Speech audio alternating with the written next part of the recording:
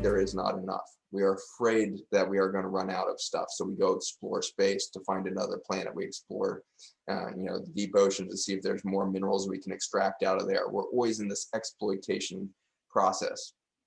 And so the Global Health Education Initiative is part of my effort in my own spirit and in my own, sanity, I think, ultimately, to pursue root cause questions. And in that root cause question of why do we behave this way? Why do we go and suck the life out of a planet that has been gifted to us to live on? Why do we contaminate the space around us? Why do we extract rather than regenerate? As you drive deep down onto that root cause analysis, you can do that thought experiment again and again and again. Over the last decade of doing that for myself, it's interesting that you land on death and dying as an endpoint, as a root cause event that has changed the way that we behave as humanity and the way in which each of us interact. The deep dive that we're going to do today is going to look at the fact that as we start to see death as an endpoint, it creates a scarcity mentality in our concept of life. If death is an endpoint and that is final and there is nothing after that, then it gives us a sense of scarcity in the time that we have, the wealth that we can accumulate during the time, the amount of comfort we can derive during those years that we are given. And so we become an extractive species, and we are good at extraction. And every technology speeds up our extraction capacity more. So that's been this paradigm of scarcity that has come from, if you ask the root cause of why, we land at this interesting reality of our definition of nature. If you go to the Oxford Dictionary and look up the word nature, it describes the minerals, the plants, all living creatures except or opposed to humans. Except or opposed to humans. And so we literally, in the Oxford Dictionary, wrote humanity out of the definition of nature. Not only did we write ourselves out of the definition, we put ourselves in opposition to nature in the definition of it. That, I believe, is the beginning of this scarcity journey. If you really believe that nature is not there to nurture you, if you really believe that nature is in opposition to you and death is an endpoint, then you will behave exactly how humanity behaves today. We can have conspiracy theories around a small number of people that are controlling human behavior and doing this or that. Maybe it's Zuckerberg with Facebook, and you can find all of these rationales to who's controlling human behavior. But an interesting thought experiment is, does anybody need to control human behavior if you continue to reinforce the belief that we are separate from nature and that we live in a state of scarcity all the time? I believe it. With those two foundational narratives, you can make humans behave exactly like we do every day without big corporations, without advertising. You can simply express the behavior we are today with those two things. We are separate from nature. We have scarcity in life. We have scarcity of resources and the rest, and then we behave as we do. And so I am excited for today, for this panel, because as we start to look at death as it really is, which so many people have never seen, we've sterilized the death process for Western civilization. We do not get to touch death, and therefore we misunderstand it. And therefore a narrative of scarcity, a narrative of endpoint gets to be put in our face, and we believe it because we haven't seen it for ourselves. When our loved ones die in ICUs, when our loved ones die behind the doors of operating rooms and the like, when they die in nursing homes, and we fail to be present for the journey, we are easily duped by the story of scarcity and endpoints. We don't get to see it. And so today is the big reveal, is that death is not an endpoint.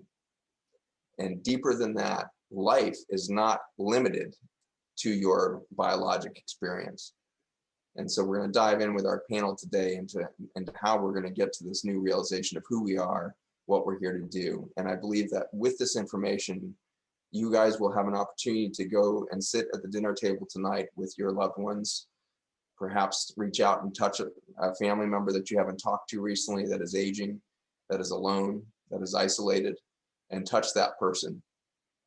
You're going to find out today that the most important thing that we can do as humans is to be alert, be awake.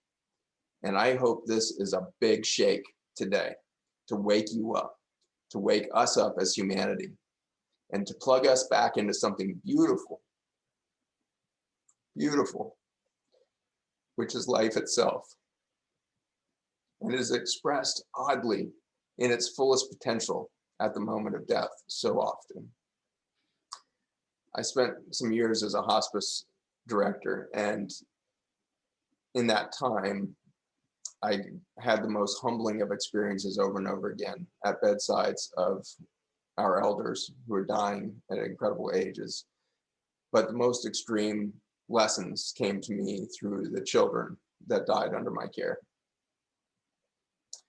There was a young girl who died at 10 years of age that will stay with me and travel with me through my whole life and probably lifetimes beyond.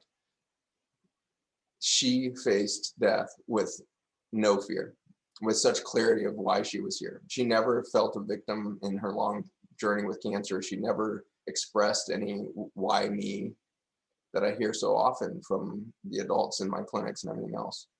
She faced it with such clarity of, this is me, this is my life, and I'm living it to the fullest, and I'm on purpose. And she didn't have those words, but that was her actions. And her actions were expressed so beautifully in the way in which she loved her family and helped her parents through the journey of losing her. These are the experiences that too many people don't get to see. And so I want to express the beauty of this young girl. I want to express the beauty of humanity that we can see in a girl who lives 10 short years and shows the very highest vibration of what it means to be human, what it means to be alive through that short life. It is an opportunity for us today to start to embrace life and each other on a different level. And that's why I'm so excited to introduce you to this extraordinary panel. The panel today is some of my deepest friends here and new friends as well. And so it's always fun for me to meet new practitioners and get connected to new opportunities of understanding and views with the people around me and be exposed to their experience.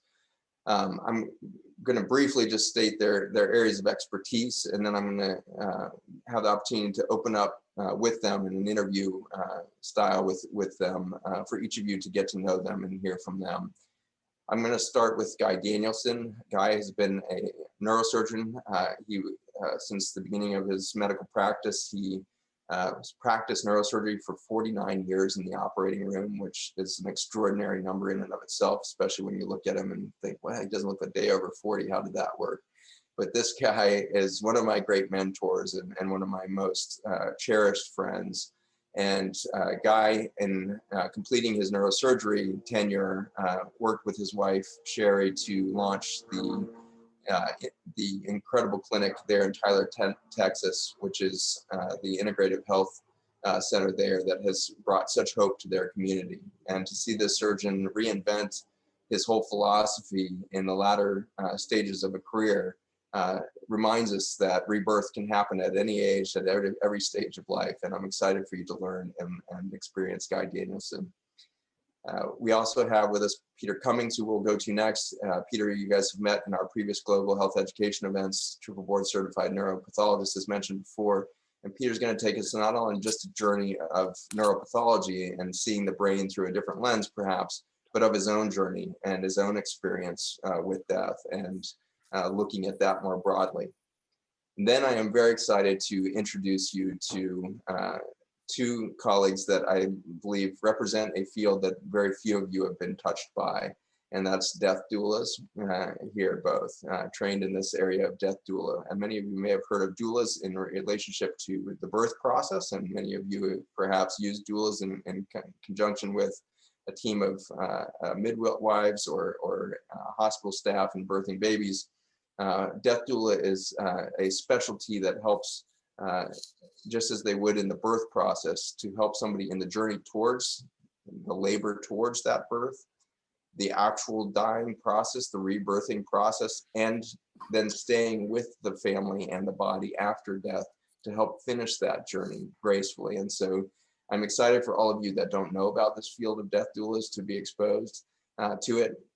And we're going to begin with Gabby, who's was initially trained as a hospice nurse, and in that field of nursing, very much in the Western medical paradigm, left her with a desire to enrich her career further and deeper into consciousness and the human experience and beyond. And so she's going to share with us her journey. And we'll finish with Michelle, who's another death doula by training, who began her journey in human touch and then moved towards training into the death and dying process. And we're going to take a look at the importance of touch at the end of life and what it can do to reveal the best within us. The stories that will come out over these next hours are going to be powerful, and I'm very excited to begin with you, Guy. Thank you for joining us, Guy Danielson.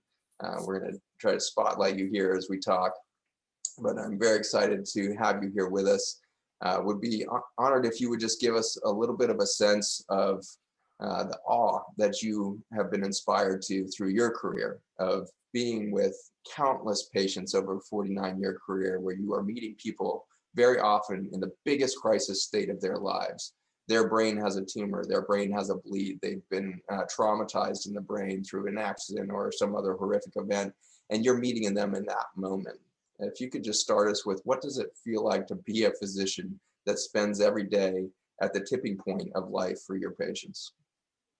Well, thank you, Zach. It's such a privilege to be here. I appreciate the opportunity to be with these awesome people. I have to say that the most prevalent emotion that I experience is a combination of awe and responsibility or gratitude. I feel very fortunate that I have had the skills, God-given skills, to do surgery and to experience the act of doing surgery in what you might call a kind of a state of enjoyment. And I think a little bit of that is because the actual part about doing surgery was taught to me in such a way that it seemed easy. And what I mean by that is that I asked, this is early on when we were kind of getting our training and instruction in how does surgery work and all that. And so the first thing they taught us was, well, there's this structure over here, and then there's that structure over there, and then here's the ones that you just keep completely away from. Don't go here, don't go there, and you go. So in my mind, I thought, well, if I just stay with the places that I know where to go to, then it takes the heat off of me, and I can just enjoy it. And I really did find that to be true, and over time, even more and more as time went on. You had some extraordinary experiences in that operating room, and very few people have gotten to see a full-blown neurosurgery under event. But give us an idea of what the experience is for you as a surgeon, because oftentimes you're not actually looking directly at the patient and the brain that you're working on. That's true, and more recently than in the good old days, Zach. But one of the major advances that was made about halfway through my training was that we started having the ability to use operating microscopes. And these were microscopes that were on tripods, and you could wheel them in. Instead of looking with your eyeballs down into the wound, you would actually look into just like a binocular, and you were looking, and it was actually angled. So you weren't even looking, you were looking ahead, but the axis of where you were looking was down in the center of the skull. And so we would use this microscope. And one of the first things I discovered was it was almost, first of all, it was a little bit like Rapture of the Deep when you would get in there and look around and just be amazed. And everybody who sees the brain in its, what you might call its the real deal form, it's very awe-inspiring to anyone, whether you've ever been in surgery or not. It's like, I even had one time I showed the brain to some kids that were in one of my kids class. I took a brain up there to the school, and I said, okay, this is a human brain, and I'm going to take it out of this bucket, and I'm going to show it to you. And I said, well, I want you to remember that this is the brain that someone has donated. So it's kind of important to be appreciative of this. And so I said, so don't anybody say anything. And so I open it up, and every one of the class goes, ooh, so much for keeping a sterile environment for it. But anyway, that has always been the case, I think, with every neurosurgeon, that you get very, very enraptured by your job. And the job is to help this person get from where they are to what they need to do to be a functioning human being again. And one of the ones, can I go ahead and tell the story about my favorite patient? Yeah, I think so. I think, as we start moving into that, I love this balance between the reverence for the brain that you express there, because I think anybody who's gone through gross anatomy as a physician or anything else, and certainly Peter with your experience in pathology, we get this awe of just the machine of the human body. It is so ridiculously complicated and so beautiful in its symphony of orchestration, and yet it's not us. And so you're playing with the brain, which is the most holy ground, if you will, in medicine. Like, this is the thing you're not supposed to muck with, and here you are with scalpels and traction devices and everything else, and you're messing with the brain. And so there's this sense of like, oh my gosh, Guy, or the neurosurgeon is in there doing this extraordinary stuff to the brain, which is the seat of awareness and consciousness and all this. And then you experience, the other side of that reality, which is that perhaps human perception is not limited to that few pounds of gray matter in the head.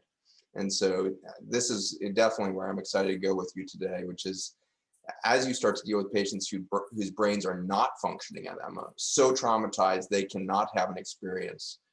Take us into that journey with that great example you have there. Well, this circumstances are one of the high points of my whole life in terms of being exciting to me. And the patient that I'm talking about is a lady in her mid-30s who lived in a town about 20 miles from Tyler, where I practice. And what she did for a living is that she was one of those, what they called an undercover cop, or in her instance, they called it a narc, because what she would do is go in and be involved with narcotic the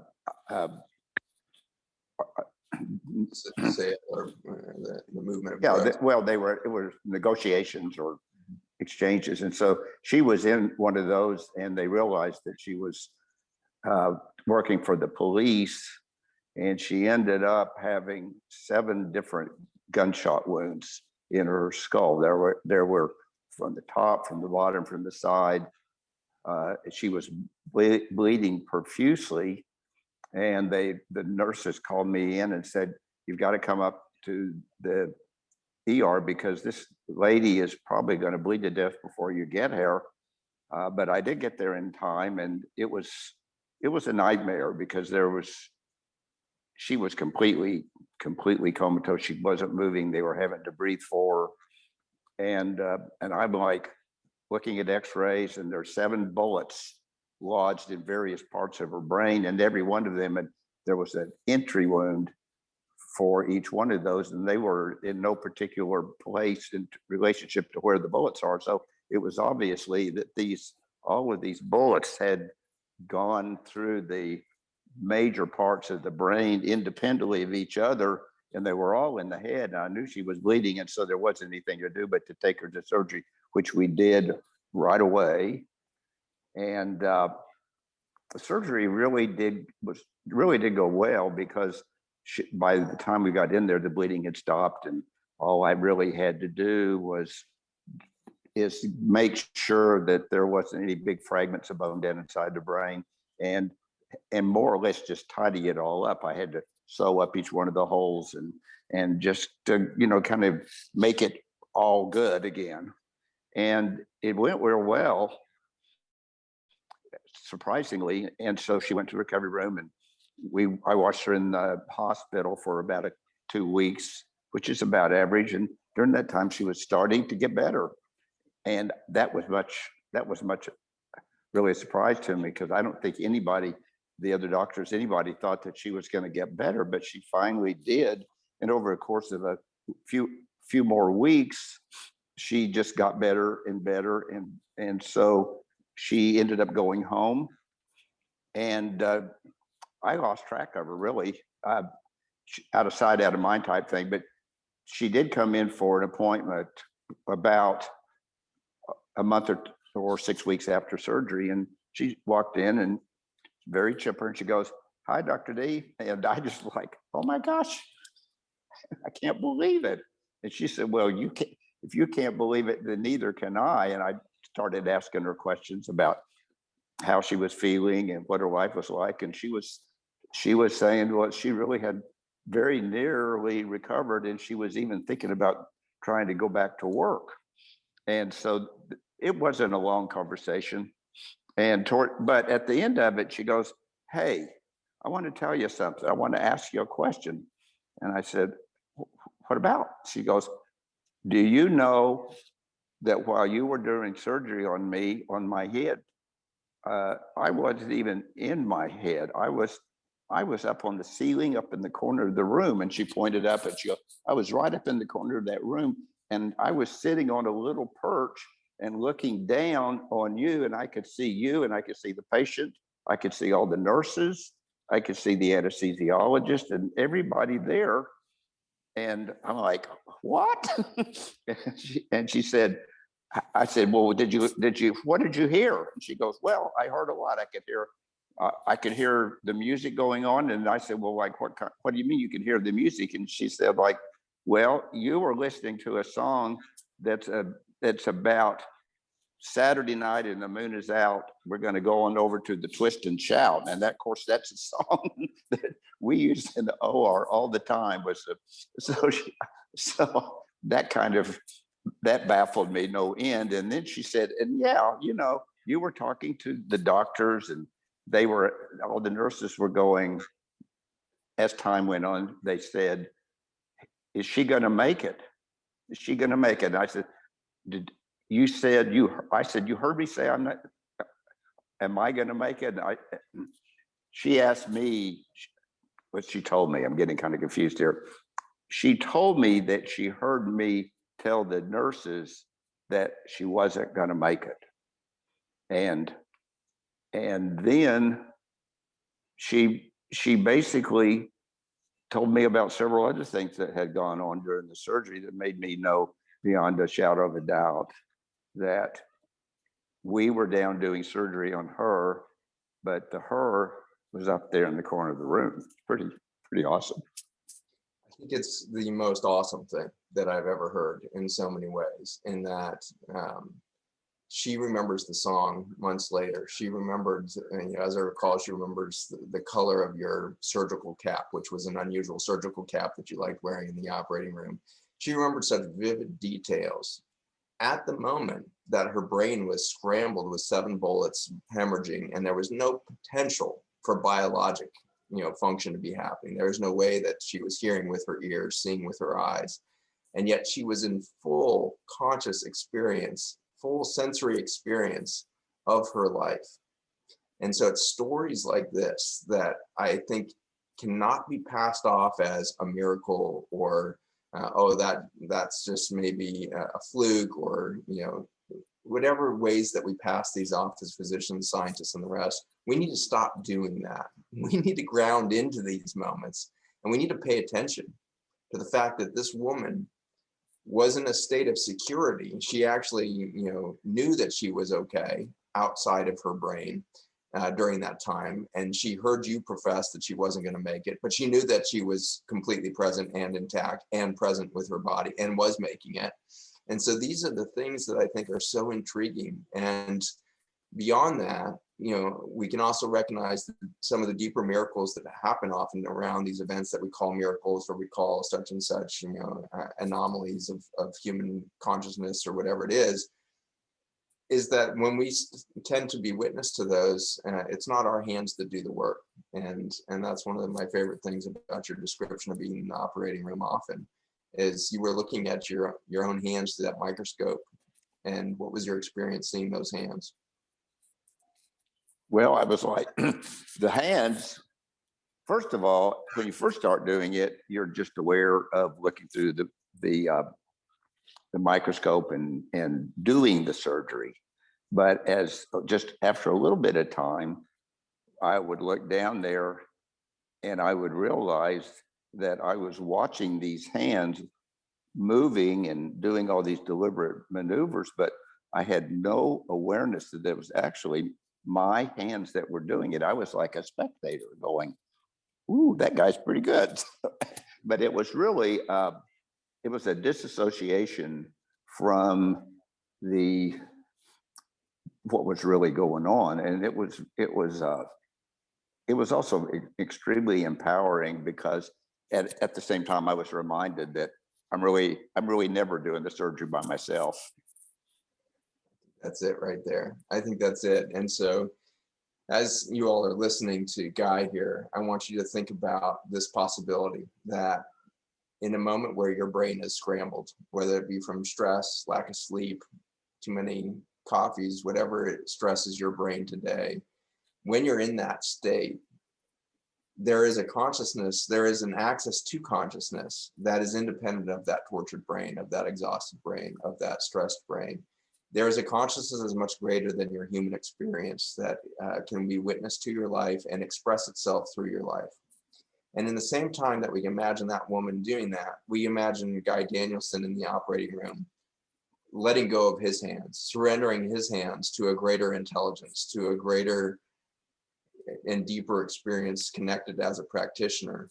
This is the dance that I see you having danced through your career, Guy, of surrendering your hands to a greater good, surrendering your hands to a deeper humanity within yourself that expressed itself through your hands in an intelligent fashion, doing maneuvers that you could not have been trained in, because nobody can prepare you for 7 bullets through the brain that have ricocheted around in there and scrambled the brain. There is no training for that. In the moment, you exercised the highest of human intelligence by your surrender of the moment. You surrendered the outcome. You said, no, she probably won't make it. And that's not why I'm doing this surgery. I'm doing this surgery because I'm expressing the highest of what I do. What if we surrendered each of us in the same way, in relationship or otherwise? Wouldn't it be beautiful if we surrendered the expectation of the outcome and said, we are just here to express the highest version of our consciousness right now? Guy, what you have worked so hard in consciousness over your career. Tell us, just before we transition over to Peter, a little bit about your deep dive into mindfulness partway through your career, and give us some light as to how that changed who you are. Well, there you go again, asking a question that doesn't have a simple answer, Zach, but you're famous for that. But I had a experience that was one of those out of the blue. And I got a phone call.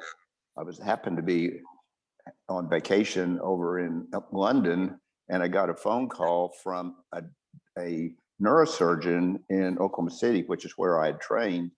And actually, we were at a play, Broadway. It was a England edition of a Broadway play, and Starlight Express was the name of it, by the way. I don't know why. I don't know why I remember that.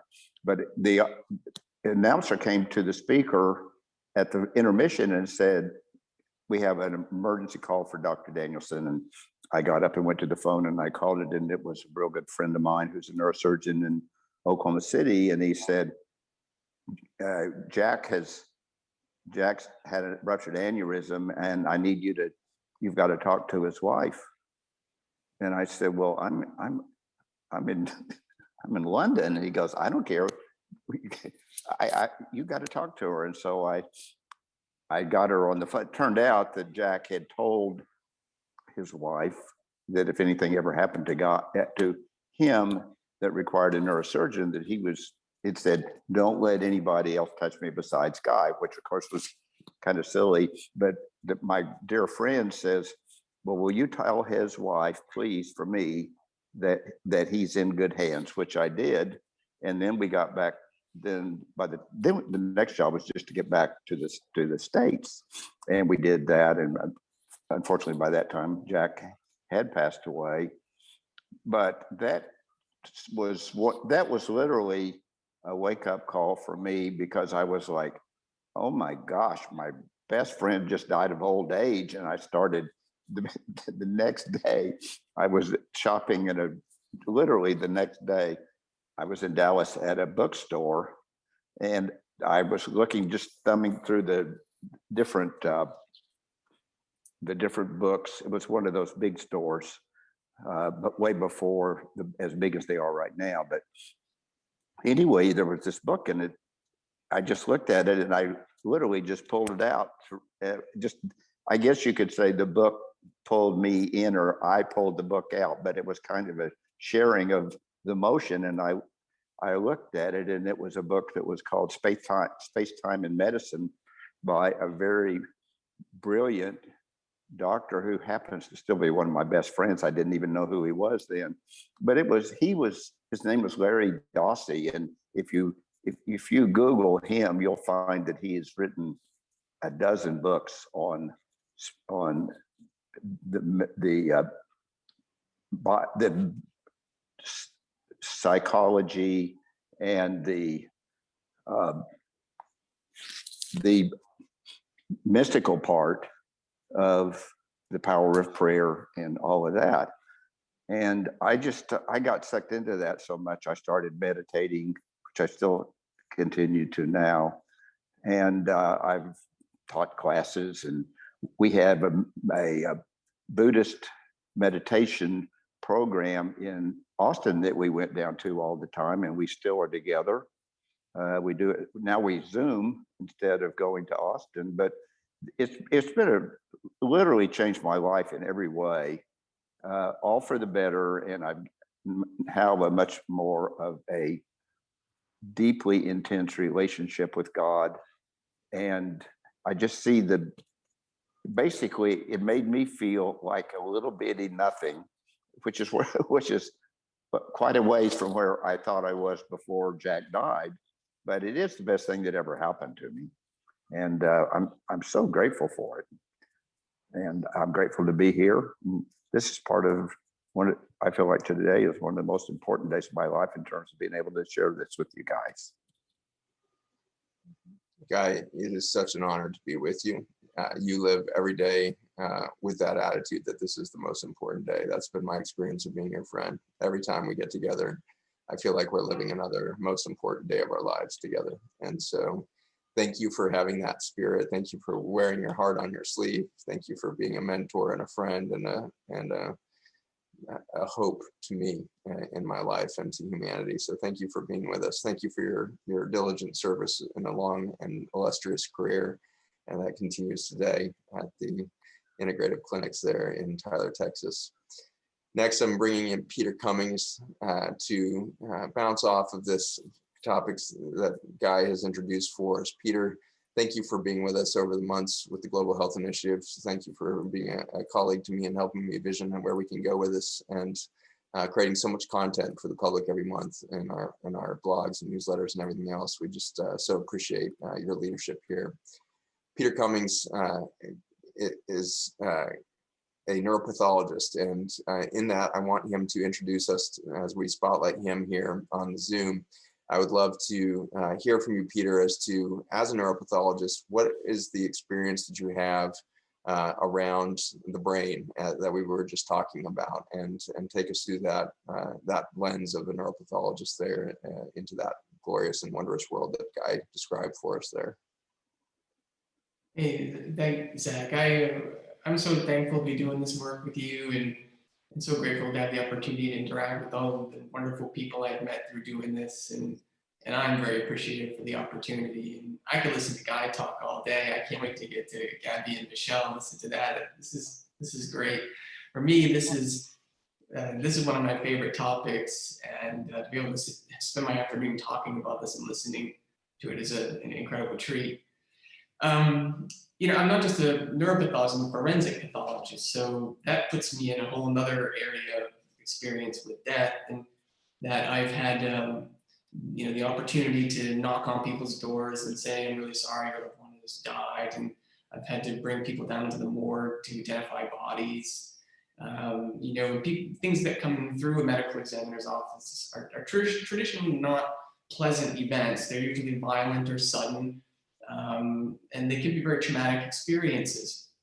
And I've been doing that since the late 1990s. So that's a lot of different capacities to see the aftermaths of death. And how that intersects with the brain for me really started in college, where I didn't want to go to medical school, really. There was a period of time I was going to be a philosopher, and I was really into existentialism and all of these things. So I grew up in an Irish Catholic home, and I joked that I had the Catholicism beat out of me. And I turned sort of an atheist in my high school and college years, and I really identified with that. And medicine really reinforced that in me. I remember very vividly the first day of neuroanatomy when they took the brain out and we began cutting it. And it was like living in total daylight, and then all of a sudden there being darkness, and you being able to see the infinity of all of the stars. It was, and you just like, what is this? This is the center of everything. And I remember the instructor is slicing through the brain and me kind of pushing to the front, going, what's that? What's that? What's that? What's that do? What's that? What's that? And that really started me on my journey to do things with the brain. But it also, you know, that coupled with, you know, I've done thousands of autopsies and dissected thousands and thousands of brains. And that reinforced that materialist philosophy that I had, or ideology, that there is no place where I can touch a brain and say, that's where consciousness is. That's where this is. That's where that happens. There's no place for me to do that. And that reinforced the idea that, you know, it was, you know, there's these ideas of near-death experiences and seeing lights were probably the parts of the brain that give us vision and memory and whatnot dying. And so that was really my relationship with the brain, and how science reinforced a materialist point of view in me, which is really a shame. Listening to Guy, and now further along in my life, when we separate medicine from spirituality, we really forget about an entire component of healing that's necessary for people. It's not about stitching something up, that's repair. Healing is something entirely different. But things really kind of changed for me, and I've only talked about this maybe one other time. A couple of years ago, 2018, I was on a whitewater rafting trip in Costa Rica, and my wife and I are very different people, and she's great.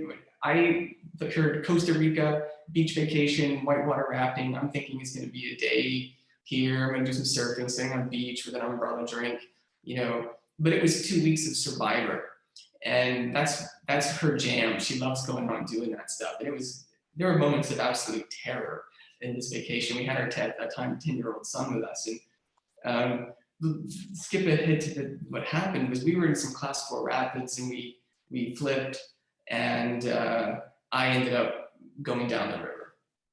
And I did what I was supposed to do. I put my feet up and just sort of was going to ride it out. It was kind of fun for a while, and then I got sucked into a hydraulic, and that was the beginning of a very different experience for me, where I had some components of a very classic near-death experience, where you know, I saw the bright light that people talk about, and you describe it as a sunrise or a sunset. But you know, I said when I try to explain what happened to me, it's like trying to explain it to you with cave drawings.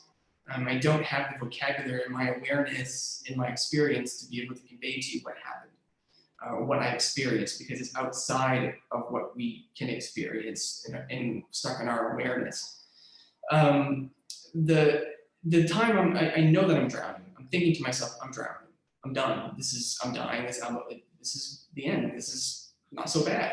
You know, I've read in books, I've done hundreds of autopsies on people who've drowned and read that, you know, it's supposed to be a very painless sort of experience. Like, that's what I read about, this isn't bad. And then I transitioned into a blackout and into the light. But what I'm thinking too is, you know, this is hypoxia. This is my brain shutting down. There's nothing extraordinary here. It wasn't until after, when I started to really process it, that later, meaning when I got into the boat, that I saw things. I say saw because I don't have another way to describe it.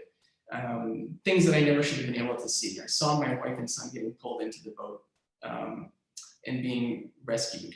I said I could see details of that I would have no business knowing. I knew that the color and who was in the kayak, lead kayak down river that rescued them. I saw the boat behind me coming to get me. I was aware of a personal issue with one of my family members that I had no knowledge of, that I knew about it. So all of these sort of experiences happened to me that I can't explain with any biology that I know. I shouldn't know that. The guy's story, the woman seeing her operation, there's no explanation for that inside our brains, in the machinery, in the gears. And when I returned from that experience, one of the things that I was left with, well, one of the many things that I'm still trying to figure out with life, was I had, I think, an issue with the part of my brain that helps deal with time, where I was left with a profound deficiency in being able to estimate the passage of time. And it's called dyschronometria. And I can't tell you it's been 5 minutes or 5 hours. Sometimes when I'm doing things, you know, when you get lost in work, when you're doing something, you lose track how much time has happened. That's kind of my perpetual state. And it sounds really great, and we all try to strive to be in the present and be in that moment where I'm stuck. But when we live in a world that's completely reliant on time and being on time and being places, that's the wheels come off the cart, right? So that experience left me with two really profound questions that I think are at the root of consciousness and being in life and death. And it's, who am I, number one, and when am I? And the aftermath of that effect and the answers to those questions was so, it shook me to the core. And I think that it also is part of where we are with nature. When we talk about this battle we have with nature, it's us versus nature. We have to conquer it, climb Everest, go to the moon. We're always trying to control it, battle it. And that's because I think we see ourselves as separate from it. And we see ourselves as separate from it because of who we think we are. When I asked myself, who am I 5 years ago, I'm my CV. I'm a collection of accomplishments. I'm an author, I'm an entrepreneur, I'm a doctor, I have multiple board certifications. That's who I am. But that's who I'm aware of. That isn't who I am. And who you are is very different than what you're aware of. And what we have is this part of our brain called the reticular activating system, and the RAS. And the reticular means net. And it's the part of your deep brainstem that keeps you aware of things. It's drawn to motion. It's why you hear your alarm go off. It's why you hear a baby crying. It trains you to be aware, so that you're either prey or you're a predator. And that's sort of the awareness that happens from that part of the brain. And because we're aware of things, that's how we identify ourselves as. And that keeps us separate. But if you think about, I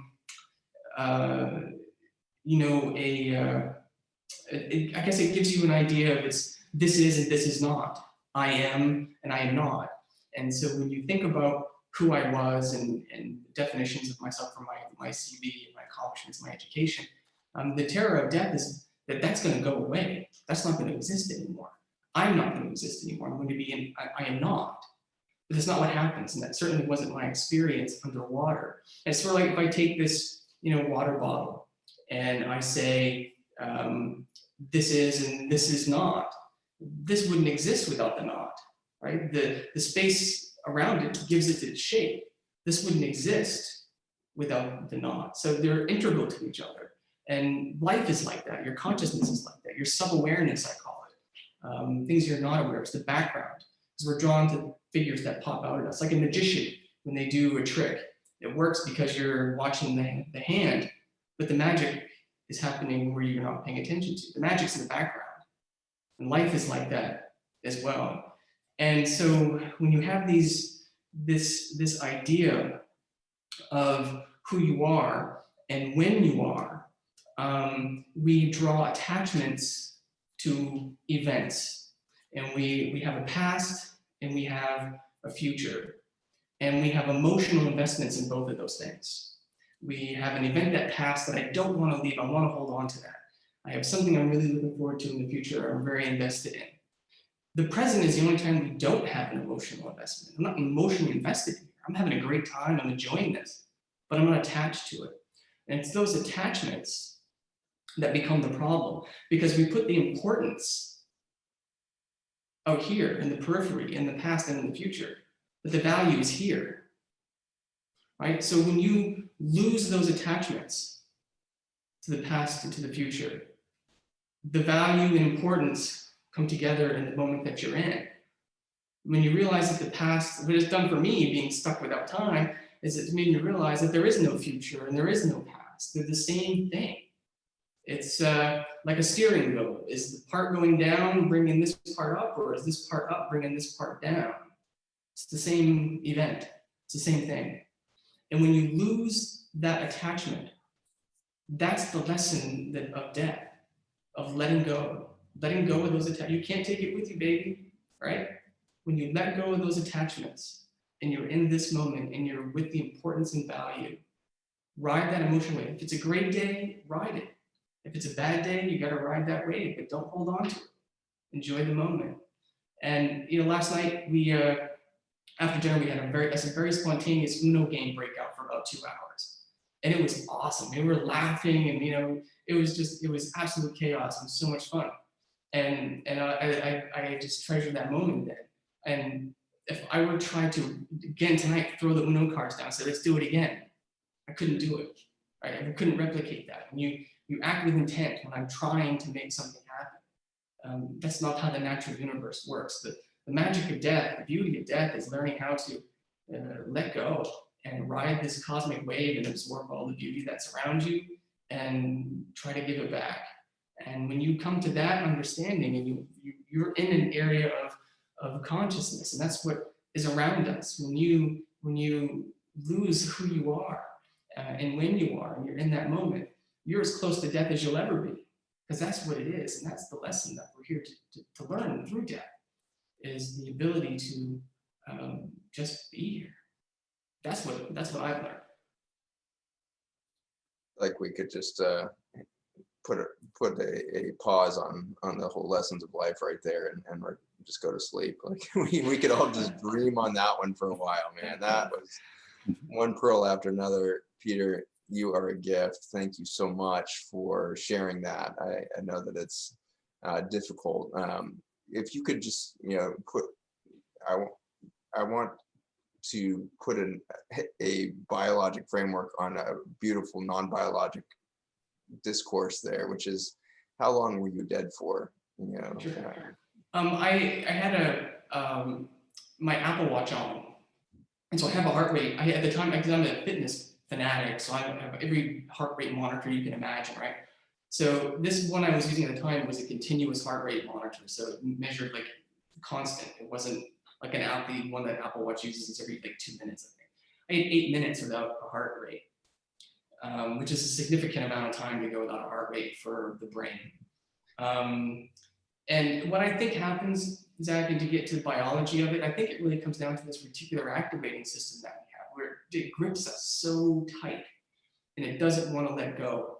And when you have the materialists and the dualists that say it's the brain or it's spiritual and you have a soul, death is a common pathway through that. I mean, it's a process. It's not an instantaneous thing.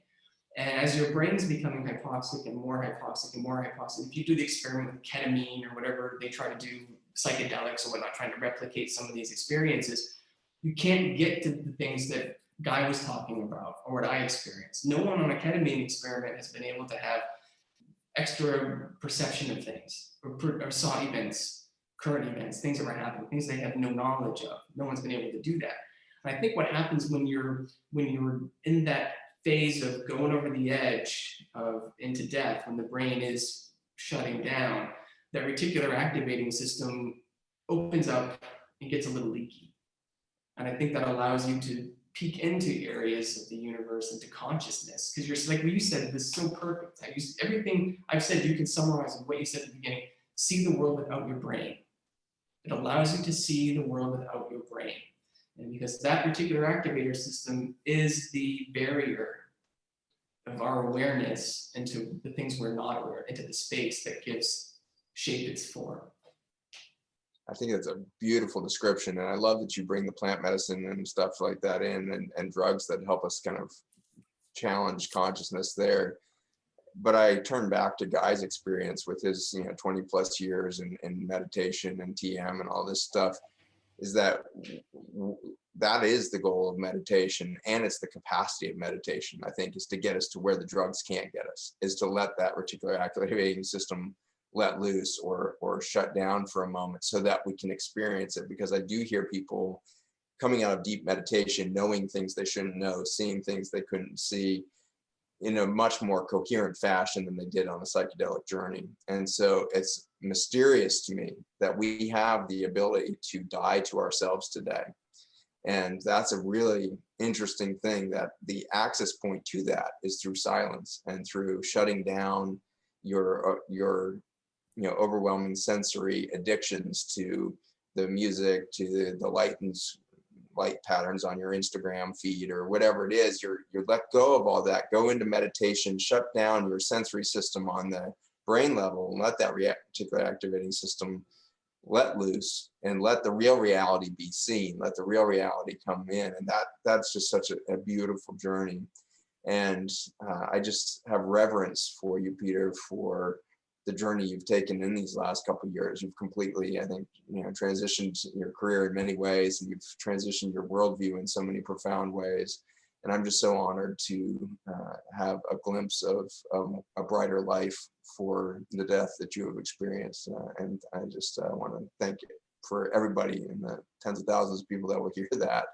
Thank you from all of us for sharing that experience. It's profound. Any closing thoughts there before we move to Gabby here? Well, I think I'll finish by saying that Guy and myself and other people who deal with the brain, we're not anomalies in this idea of consciousness being something separate from the organic function of the brain. There's a great book by Pinfield, Mysteries of the Mind, who's a great neurosurgeon. The further you get into the brain and in your career, the more you start to realize there's stuff we just don't understand and we can't be aware of. And I think that that's important to underline, that there's a lot of smart people out there that have experiences like Guy and myself, who know a lot about the brain, that are coming to the same conclusions, which is hopefully we can get that to be more mainstream points of view. Beautiful. Thank you so much, Peter. Gabby, I'm very excited to be turning to you. You have had a wonderful career that is still very active in this death rebirth kind of experience. And so I'm eager to have you spotlighted here so that we can take a look at your career as it emerged. And so take us through that, if you would, as to how you started into this path and what were the twists and turns that brought you into your purpose today. Thank you for having me here. I'm in such great company. I was not always a hospice nurse. I honestly did not have a whole lot of experience understanding what death even meant. I'd lost friends and family, but sometimes I think maybe I was a little numb to that.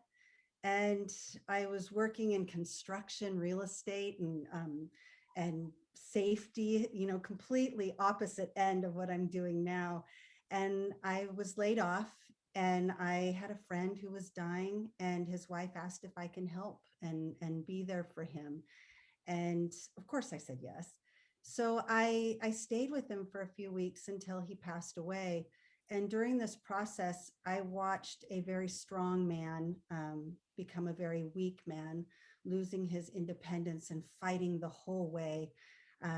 I slept in the twin bed next to his twin bed, and I helped feed him and bathe him. And I watched as hospice people came in and out of the room and provided this incredibly gentle and kind care to a dying human being. And I saw life ending, and it became so powerfully real to me, and it changed my vision and my perspective on what death meant. And so after he died, I went to school in my 40s, and I became a caregiver, and I studied gerontology and acute care, and I took some caregiving classes, and I spent time with the elderly, usually in the ages of between 70 and 90.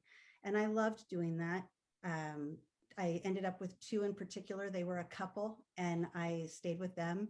And I watched as their bodies started to change and their reactions to medications changed. And I knew at that point that I wanted to do more.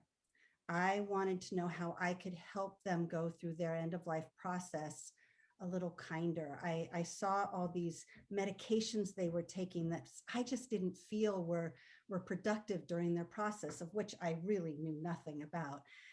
So I went back to school again, and I became a nurse with the intention of becoming a hospice nurse.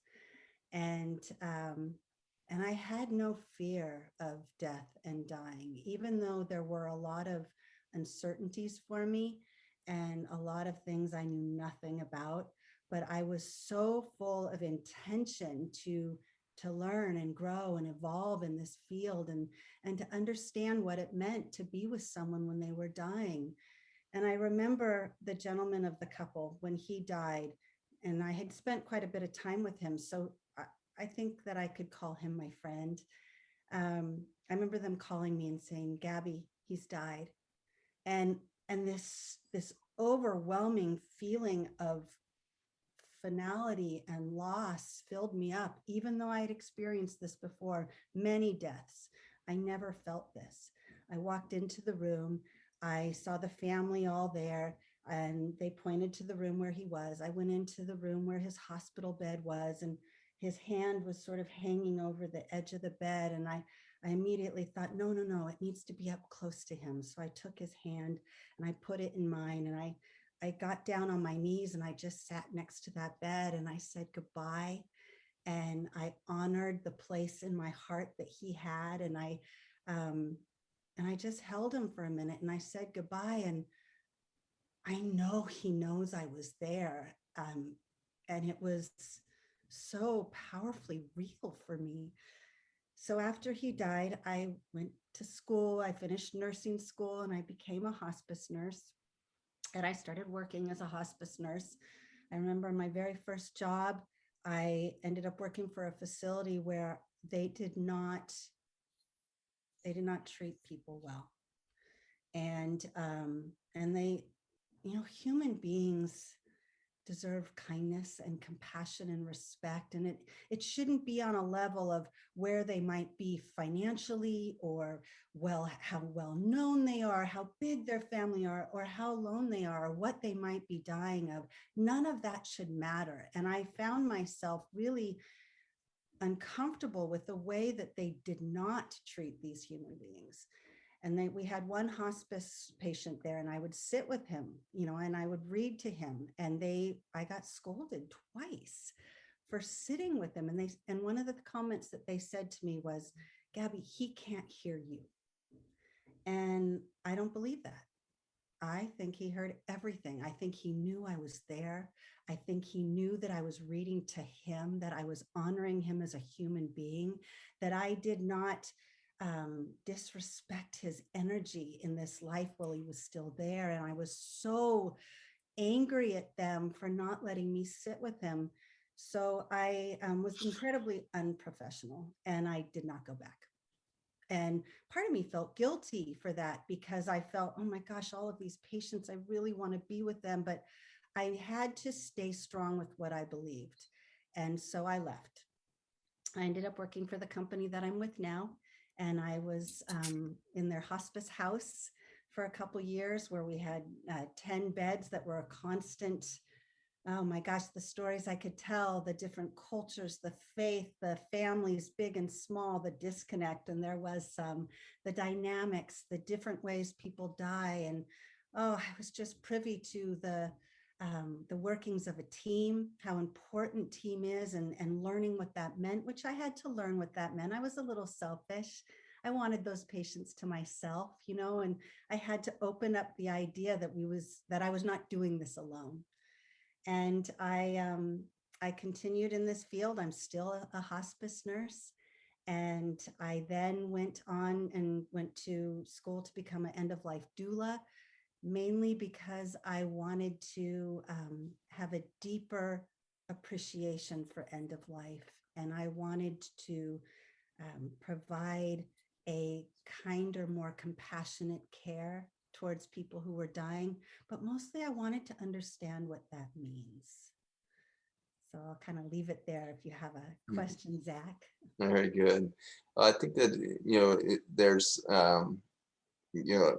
there's a sense as you're speaking there that you had there was an intuition in you that recognized that part of the person that Guy, became witness to, and the woman floating above the body, or Peter experienced in the first person.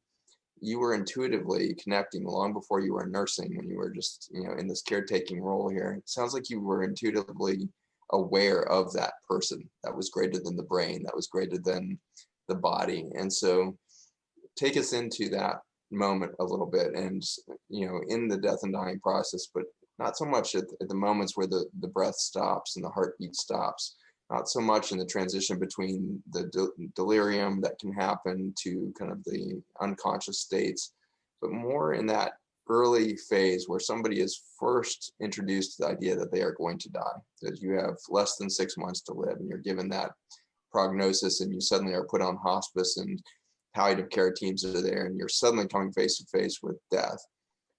What is your experience there as far as seeing that person's, reticular activating system, if you will, start to let go in those early phases of the journey and start to express something bigger than themselves? Have you witnessed something of that journey that could kind of elucidate the rebirth process long before the moment that we would call death? It's a really great question. I have seen a lot of last breaths. I have seen people who have had months and months, sometimes years, to prepare for the end of their life. I've seen people in the last days suddenly have complete awareness, realizing that this is it. I think what I've learned most of all about the human being who is diagnosed with something, and they are given a terminal 6 months or left to live, there is a very powerful thing that happens to them. And for the most part, I would say it's an awareness of how they live their life. When you are given a short amount of time to live, I mean, some people never get that, right? But to be able to be told you have a couple months or you have 3 weeks, all of a sudden you are very, very faced with how you lived your life, who's in your life, what experiences you've had, the life that you've lived. Was it a good life? Was it a strong life? Did you live your life well? Were you honest? Were you kind? Did you love? Were you loved? And I see a lot of people also very faced with questions about their faith. Some who have faith and are counting on that to guide and support them through the process, which is sometimes scary. And then there's others who have had no experience with faith of any kind, and they're suddenly curious and they have so many questions and they want to know, what does this mean? And I see fear. I see people afraid. Sometimes I think that's more about what they're never going to do again, and what they're going to miss, more than the fear of the death itself.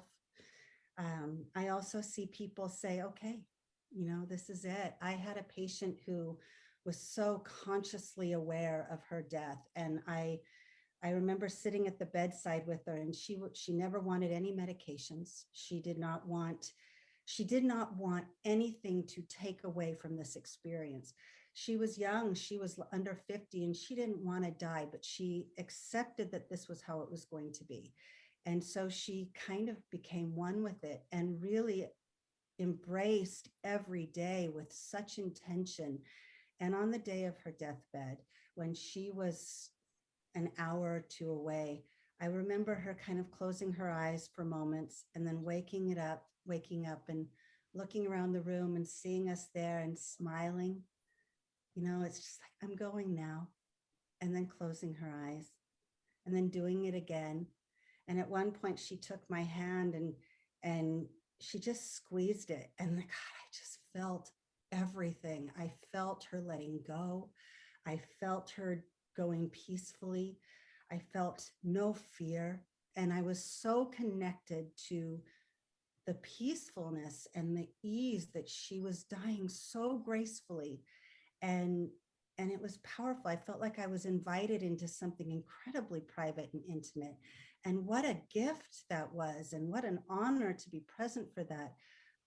But that's not what I always see. I see, hundreds of death. And so those last moments are always very different. But I think the commonality is the awareness of the finality of it, at least in that mindset and at that moment.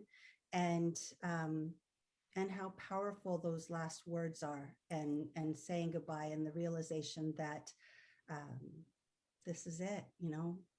This is my last memory. Beautiful. There's so many things that that I haven't heard at the bedside of people dying, and those include, I wish I had worked more. I wish I had sat in traffic more. I wish I had spent more time on social media. I wish I had watched more movies. Nobody says any of those things. And what I hear is, memories of the things that were most important, and sometimes regrets about what they didn't spend enough time doing. And that typically is being in nature, being around family. I wish I had gone camping more often. Was a theme that came through often when I was working in the Appalachian Mountains. People know they're right there, but they're not taking advantage of that. They know that they love doing that, but they're not doing it. And so I think there's this sense of, awe that I have around watching people's lives through the lens of, this is about to be over in its current form. And it informs the way that they see their lives. But I'm also impressed with the fact that, and you're really touching on it here in your experience, that we rarely sit around listening to people's regrets. We most often are experiencing their greatest joy and a sense of clarity about their life, of like, oh, I thought I was a failure. I thought I had failed relationships. I thought I had failed my children. But my children are successful without me. I wasn't actually the source of life for them. And as I'm letting go of my life, I realize I'm not their God. And that reorients me to my children. I've seen relationships healed in those moments. And you touched on the team thing there, and that there's a hospice team and each had their role. And I found myself as a medical doctor often a little bit envious of your role, which was to be so present and to hold the hand of the person. And that was, so much of your job, as part of that team, was to be spiritually and emotionally present with the patient. Whereas when I would go to a national medical conference on being a hospice doctor, I was entirely trained in the pharmaceuticalization of that process. And so I was trained to give more narcotics and then symptom management for those narcotics, how to treat the constipation. We would have whole 4-day seminars on how to treat constipation as it relates to narcotic overuse in this setting. And, as we start to bounce around in conversation, Peter, I would be excited for you to kind of reflect on what you see in autopsies and bodies that are coming out of that hospice experience. with the ways in which, as hospice doctors, we can really screw up this process by the over medication and over pharmaceuticalization. So that, Gab, you don't get to see the journey that you just described with this woman. That was so clear, that she was expressing the whole journey with the squeeze of a hand, because she was so present. And I fear that a lot of my interventions as a physician are distancing themselves, distancing my patients from their real journey, not just in the hospice moment, but in the life moment. When I give a narcotic for back pain, or if I give a muscle relaxant for back pain, what am I doing to that person's root cause analysis of why they have back pain in the first place? What am I covering up to their awareness of how they're abusing their body, how they're failing to care for their body so that it would be free of pain? And so I'm afraid for the Western medicalization of the process. And you found a pathway out of that with the end-of-life doula training, but also into the more spiritual training as well, I believe. I'm not a big fan of medication. I do think it's important. I think that it taps into a lot of things people are experiencing when they're dying. So I'm not saying no. I just am a believer in trying something else first, if possible. Tactile and verbal stimuli is huge. Just reminding that person who's lying in the bed that they aren't alone, holding their hand, maybe hovering yours just gently over their chest for a moment. There are a lot of things, positioning, the sounds that are around them, the open windows, the music that's played, a moist mouth. A moist mouth is huge. I've seen anxious people that are having so much anxiety. I clean and moisten their mouth and they just kind of, because that feels good. And so I try really hard to provide as much comfort and support without the use of excessive medications. Because I think that sometimes they detour from the process itself, which doesn't have to be a struggle. There doesn't have to be so much distress. And I think that we can, especially as an end-of-life doula, is provide the comfort, set the scene, choreograph a situation that makes the death, in all intents and purposes, beautiful. I have seen people die beautifully without medication because they were supported and loved and cared for in such a generous and kind and compassionate way that they didn't need those medications. Sometimes I think they're really necessary. But as a doula, I have found that if I start with them, whether it's months or weeks prior to their death, and I create this scene, this set with the family and the people who love them, down to where their arms are, how the arms are placed with pillows and how their head is positioned. And like I said earlier about the sounds and what is around them, that brings comfort. I also am a big ritual person, so I really like to tie families in with those last goodbyes, those conversations, pictures of holding hands, videos of one another, sharing memories. And I think of it as a takeaway. And I say, what do you want him to take with him? Do you want him to know how much he mattered to you? Then tell him that. And I really, when I first was a hospice nurse, I felt like I had all these really great tools, right? And I wanted to go into these families' homes and I wanted to show them what I could do, what I'm made of, and how I was going to miraculously make the scene so much better. But as I've grown and evolved and learned, I've learned so much. I've realized that this isn't about me. Their experience is not about me. So what I do is I hand over my tools sometimes to the person lying in the bed, mostly to the people that are at the bedside with them, and I give it to them. And I help them to provide the comfort and the care and the support that could help ensure that this person's landing is so much softer because of them. Because at the end of the day, I walk out of that home and most times I don't see them again.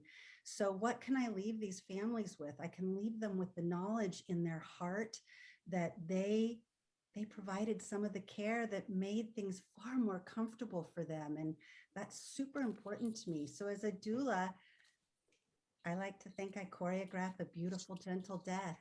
And if medications are used, if they're needed, and I know when they are, I help the family to understand that it's not the medication that is ending the life.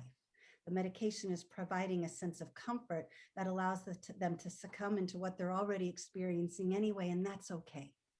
Because education and support for those that are sitting at the bedside is part of what we do. You know, we need to take away their fear too. And if they feel a little more confident in what they're doing, and they feel like they're a part of the process, and when those last breaths are taken and they know I did that, you know, I provided that comfort, and I sent them off with a feeling of knowing how loved they were, or how much they mattered. And I get this takeaway of knowing that I loved him well, even to the end. That's really important to me. Spectacular. Great intro to Michelle and your journey. Thank you, Gabby, for your wisdom and your journey and your continued service to those that are in transition to a bigger version of themselves. So thank you for setting the scene, being such a grand choreographer for so many lives that are rebirthing currently around you.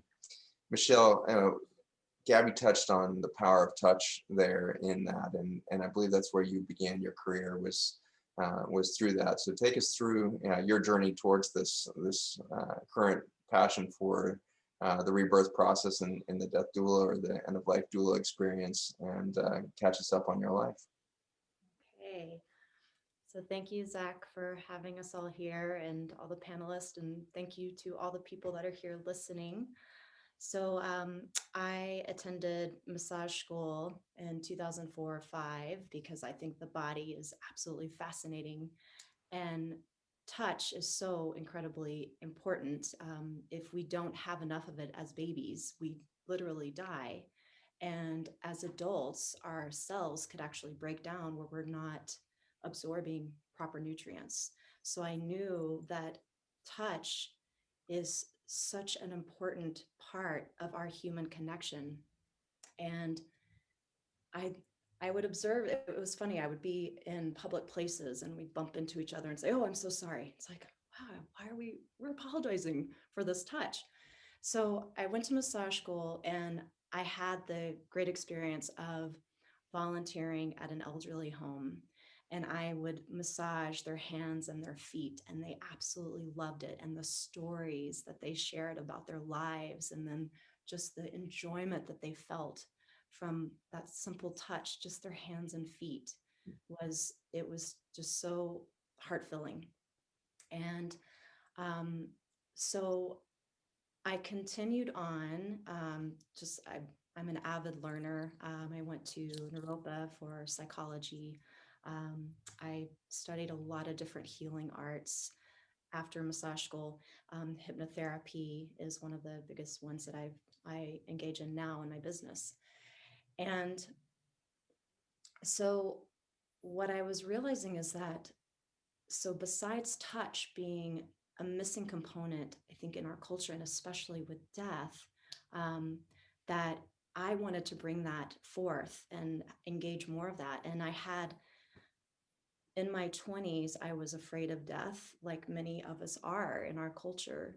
And yet there are cultures that celebrate death. They celebrate the life and the death, like Mexican culture. There's the Dia de los Muertos, where they celebrate on a few days of going to the grave sites and being colorful and celebrating each other. So it's like, why are we not doing that? What's happened?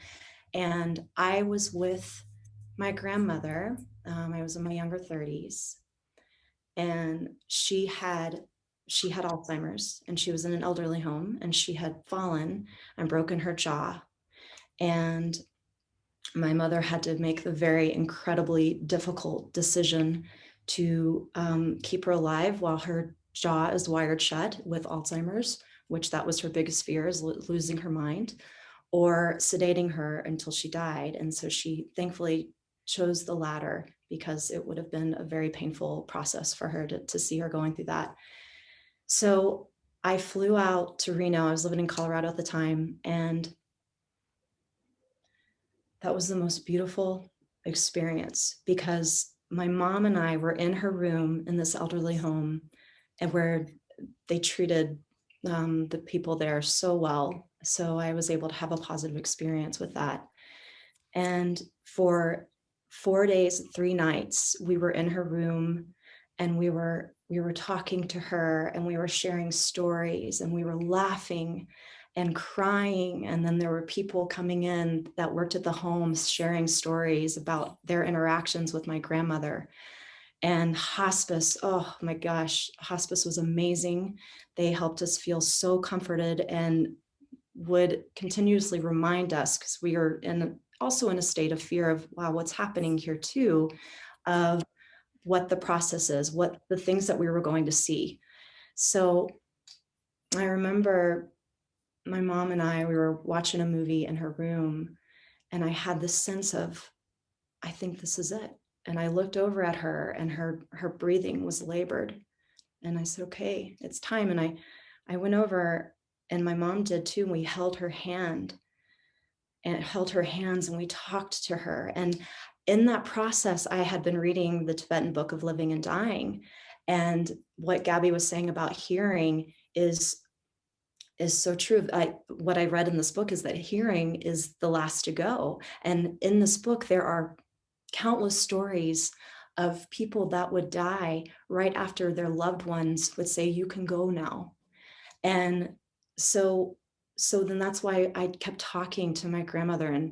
And when she was passing, we were holding her hands, and I was just saying, I love you. I love you. Thank you so much for being my grandmother and loving me so deeply. And I love you so much. Thank you, thank you, thank you.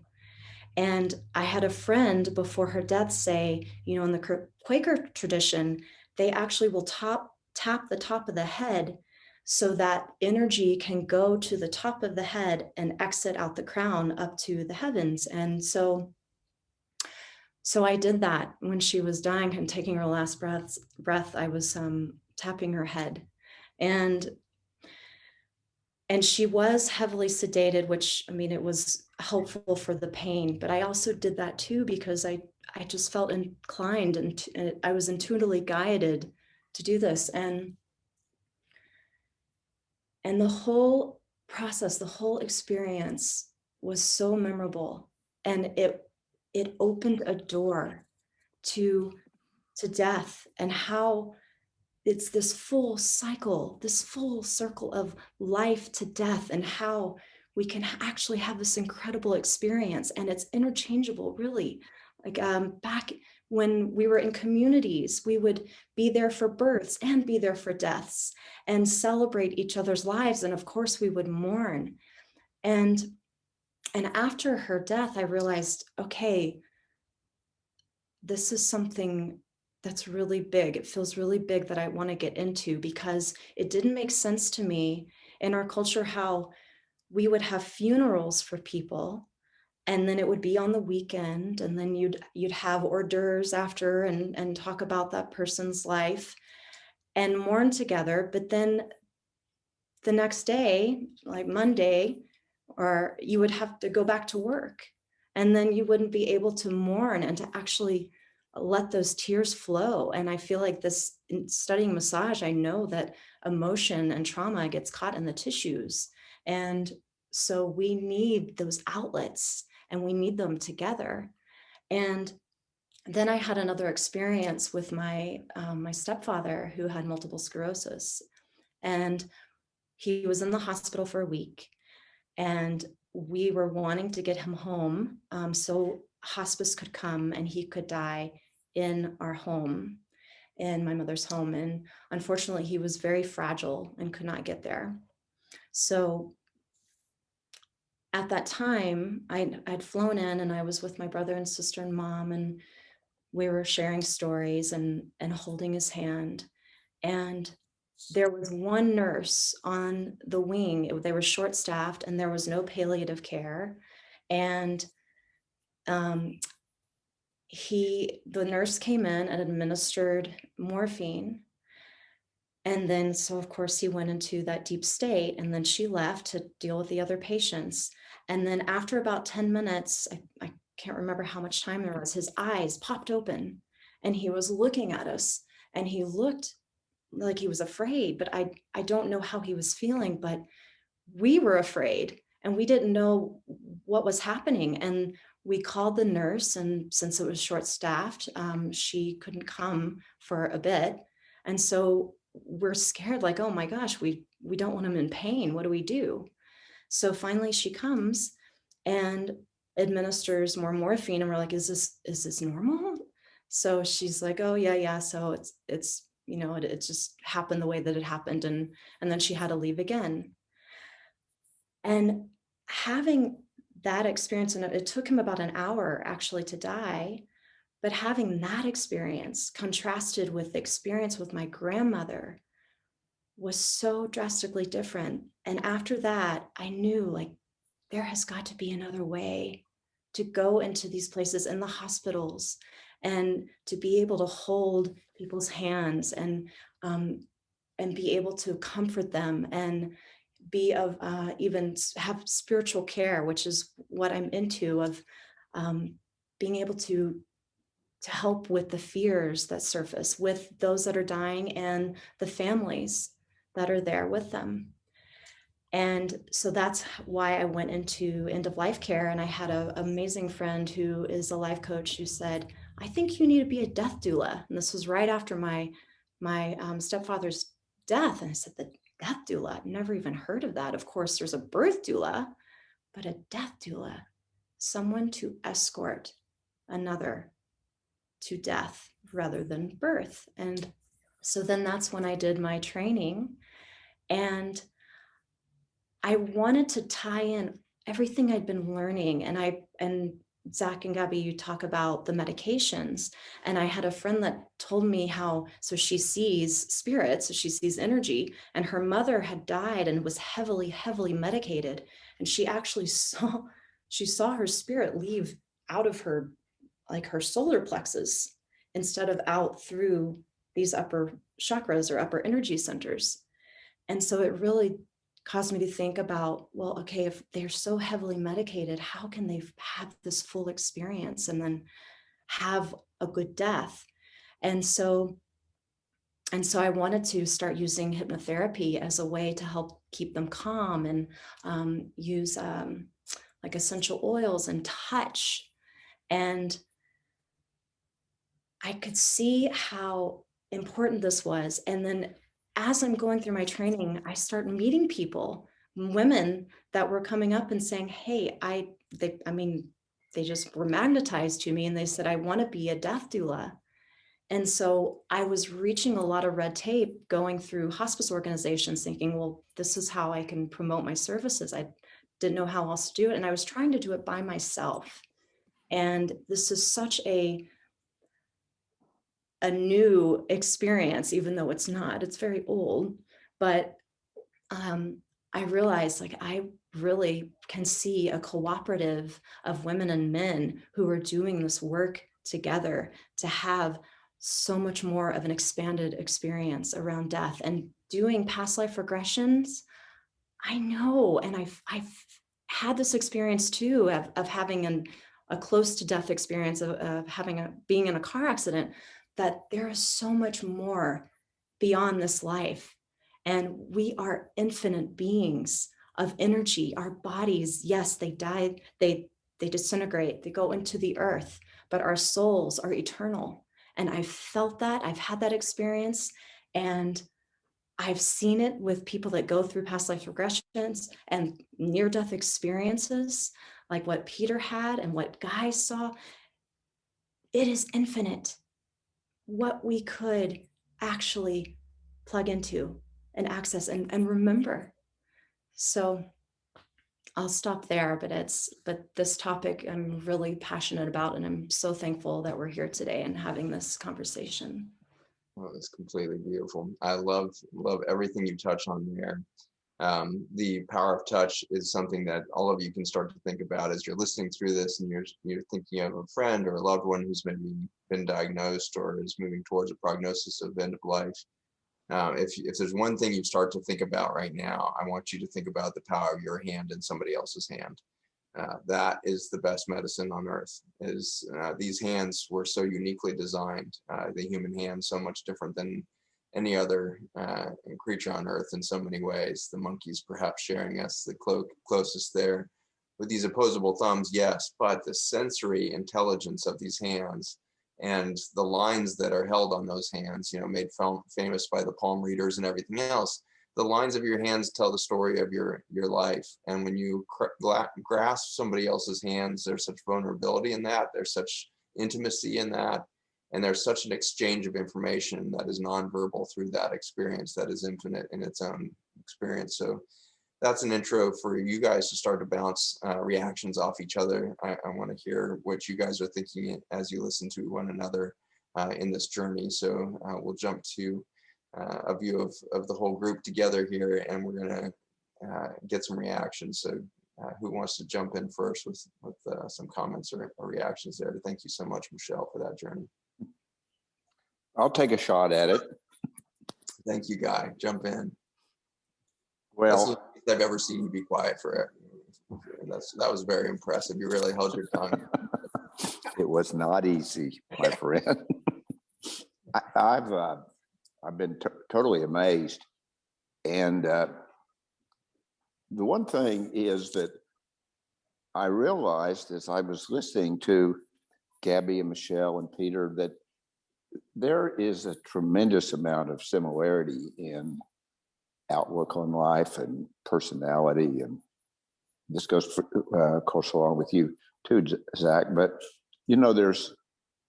I had a lot of stories that just bounced into my awareness just from hearing the ones from the other people. And like, for example, we've been down to Teotihuacan, the pyramids down by Mexico City, where they actually seriously do celebrate what they call the Day of the Dead, but it's really a week. And one of the parts of it was so cute. On the first day, we actually, Sherry and I just got there, and we were kind of late to get there. And they said, "Oh, the first thing we're gonna do this morning is we're gonna go meet the angel of death."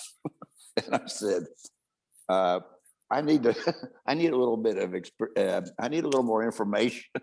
And they said, "Well, you're going to go, and the angel of you're going to meet a lady who is channeling the angel of death, and the question you're supposed to ask, be asked is, are you ready to die?"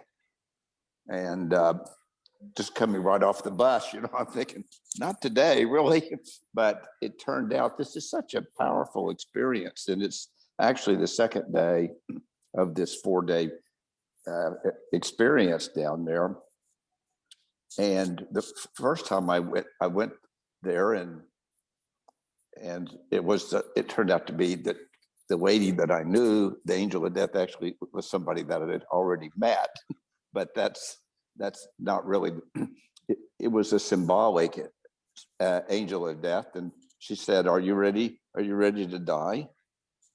And I didn't really know what to say exactly. And I said, well, no, not really. And she says, well, go back, lie on the ground for a little while. And if you change your mind, come back. And I did. And just lying there and seeing some other people and friends, they just got kind of waved on through, and I did get, and then I realized that what they were, the whole idea is not, you're not going to die, but what you're going to do is be prepared to die. So that's what this is the angel that, and so the next time I went through there, which was about 20 minutes later, she said, "How do you feel now?" I said, "I'm ready. Let's get going with it." And so it was so powerful, even though, it's just amazing how these rituals can impact you. And then I had completely forgotten about one of my favorite stories of all, which is about when my dear mother died, and I was in medical school, and it was at OU, and she was in a little hospital that was right there off of the medical school. And she had cancer, and she was on high doses of antibiotics, but mainly on lots and lots of pain medications. And this was back in the days when they didn't have a whole lot else to do. This was in the 60s, late 60s. And so I was a senior in medical school, so I'd get to go by in the afternoon. You could kind of come and go as you pleased at that point in our schooling. And so I just, as soon as classes got where I could get away, I'd go spend time with my mom. She was there by herself, and she was only there for the pain medications that she was taking. One, I remember the name of it, but she had to have it fairly often. But while she was there, we would talk and talk and talk. And it was just so peaceful, and it was so beautiful. And the day that she died, as it happened, I was the only one that was there. My dad was not there. He was at work, and my sister was at school. And so I was just sitting there talking to my mom, and exactly what Michelle and Gabby were talking about. Same thing happened. My mom was kind of started into that part where you could you knew that the end was in sight, but she wasn't quite there. And then she would get real quiet and kind of take a few deep breaths, and then she'd kind of go for a while and not take a breath. And I'd go, well, this is it. And this went on for an hour or so, and it was really very precious. But finally, she took a deep breath, and she was gone. And it was like, okay, that was all right. But then it took at least a minute or two. And I'm sure you've seen this. This must be common, but she then took another deep breath, and she kind of sat up in bed. And she said, honey, I just want to tell you, there's nothing to be afraid of. And then she died. That's the essence. That's the essence that I see over and over again in this story of life, is that there is nothing to be afraid of. That's the message that keeps coming back from the other side. In your mother's moment there, it was the deepest truth she ever spoke. And I see this in myself as a parent. I see it in being a child of other parents, is that as parents, we fear for our children. And so in subconscious ways, we worry our children into their existence. And the reality that we paint around our children is in our fear. And the very last thing that soul desperately realized she needed to come back to say is, I am setting you free, son. There is nothing to fear. That was a sudden realization, I believe, that reflects my own experience as a parent, is if I am not only willing to die today, but I am willing to let my children die today, if I can't get myself into that headspace, then I am painting fear on them today. And that is a scary thing as a parent, to realize that we are coloring the world around our children with fear. And I'm just so blessed to know that the most important message that she could give you, the greatest gift she could give you in her life, was that last breath that she came back for. Like you said, she was gone, and she was fully gone. And we do, anybody who's done hospice work sees people cross the veil and then come back. And it's not unusual. You see that happen a couple times. And then it's minutes later, body's dead, no pulse, dead. And then suddenly back, and they say something in clarity, or they yell something. And sometimes it's angry, and they'll just express this one last thing that they need to vocalize while in a physical body, and then they're gone again. That is a beautiful journey right there. Thank you, Guy, for coming back in with that message from a mother. What other reactions there, Peter? I want to follow that story with Guy, because that is so true. And I didn't get into it when I was going through my story.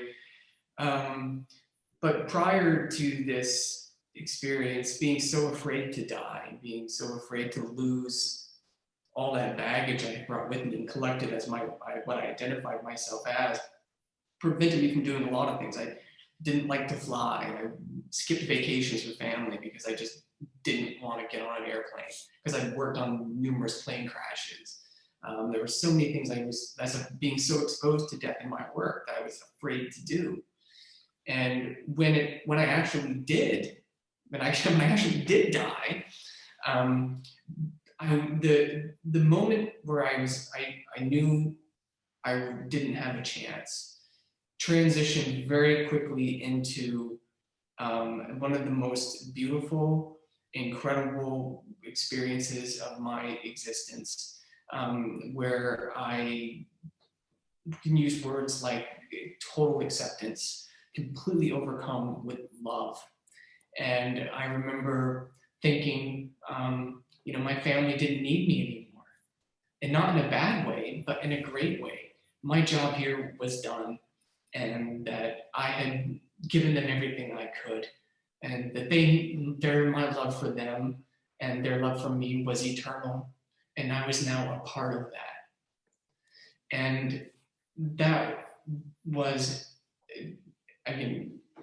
incredible experience. And it makes me reflect on something both Michelle and Gabby had mentioned, and Guy too, taking people into the morgue to identify bodies and knocking on doors and telling people that a loved one has passed. And the most common question I got asked was it painful? Were they scared? Were they afraid?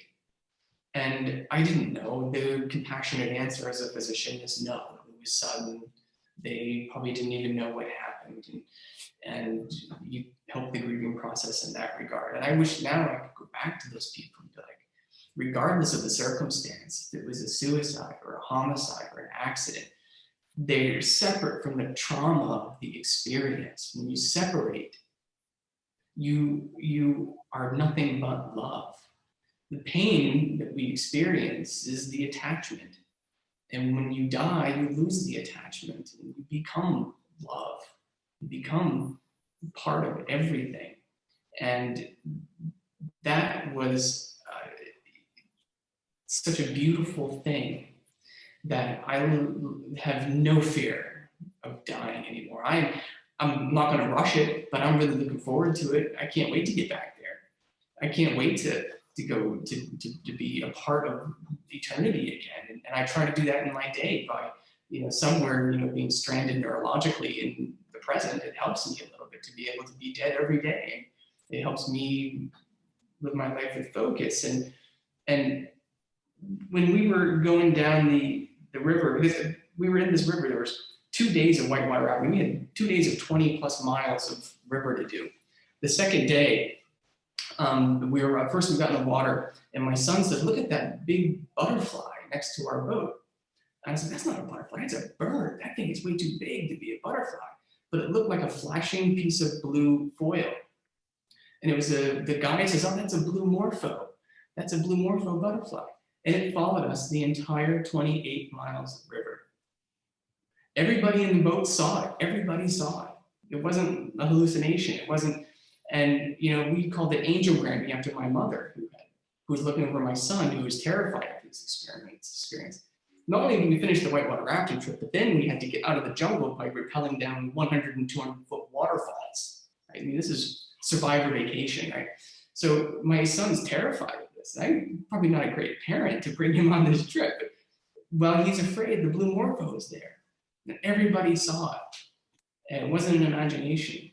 And it wasn't until after, and recently, within the last year or so, I really understand what the blue morpho is and the manifestation of what that is. And it just really reinforces that idea of the beauty and the love and the continued connection we have with our loved ones who have transitioned.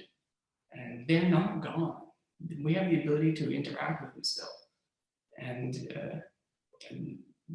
that's what Guy's story he just told kind of impacted on me. I love this. This is my favorite part of everything, listening to you guys reflect to one another what you're hearing. The stories are so beautiful. Any other reactions, Michelle, Gabby? I'm thinking of all these things I want to share, listening to all of you talk, but I think the thing that I'm going to share right now is one of the things that I get to be witness to, which I feel incredibly blessed to have, is when people who are near death are seeing someone they love come to see them. And a lot of times family will say, I heard her talking to grandma. Grandma's been dead for 10 years. She's losing her mind. She's hallucinating. And they see this as a really, as a bad thing. I personally think it's a beautiful thing. Like, how incredible is it that someone you love is coming back to say hello to you? And I do believe that they see them. I do believe that they hear them talking. I believe that they have conversations with them. And so what I've found is I like to sit at the bedside and hear the stories. Who do you see? And when the families start to get a little bit nervous or assuming that there's some sort of delirium, I say, don't question it. Ask them what they're wearing. Tell them to send a message. Tell them that you say hello. But from my perspective, what I think is that person, whoever it is that's coming to see them, I think they're coming to take their hand so they don't do it alone. But I had one woman, and this was probably one of my favorite stories. She was very much, I think she's listened to jazz music. And when she was nearing her death, she said, Gabby, there's this person that keeps coming and playing guitar on my bed. And I said, how wonderful, do you see him? What does he look like? And she goes, oh yeah, I see him. I hear him. He's constantly there. And I said, well, that's exciting. And she said, no, she said, it's Jerry Garcia. Jerry Garcia.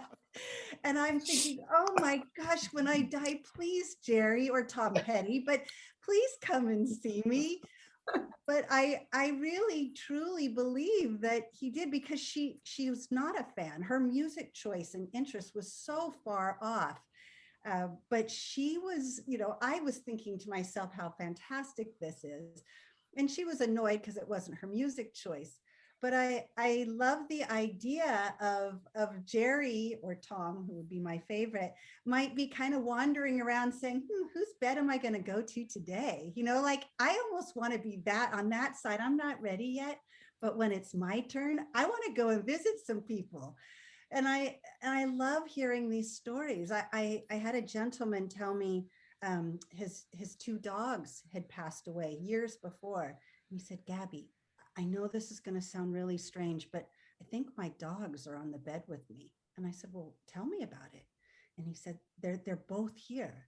They both died at different times. They didn't know each other, but they're together and they're here. I can feel them on my bed. And he said, what do I do? And I said, embrace it. And he said, does this mean I'm going to die soon? And I said, well, you are going to die soon. I mean, I think that's a given. But I think the dogs being here isn't a sign necessarily that you're dying soon. I think it's simply that they realize that you're open to seeing them and they couldn't wait to come back and say hello. And there was this sense of comfort for him that they were there and that they had come to see him. And I see it all the time. I think it's lovely. Beautiful. Michelle, reactions there? Yes, I love all these stories. So I wanted to touch on what Guy was speaking of with fear, and Peter as well, of the life coach that led me to be a death doula. She was giving me an acronym of fear, of false evidence appearing real, but my favorite is face everything and rise. And that's what I see death as being, is that incredible moment where we're facing something that we have possibly feared throughout our lives. And yet it's the most exquisite and beautiful moment of surrender. And when people are dying, we're in the limbic system, the flight, fight, or freeze. It's the unknown, fear of the unknown. But the magic is in the unknown. That's the quantum world of infinite possibilities.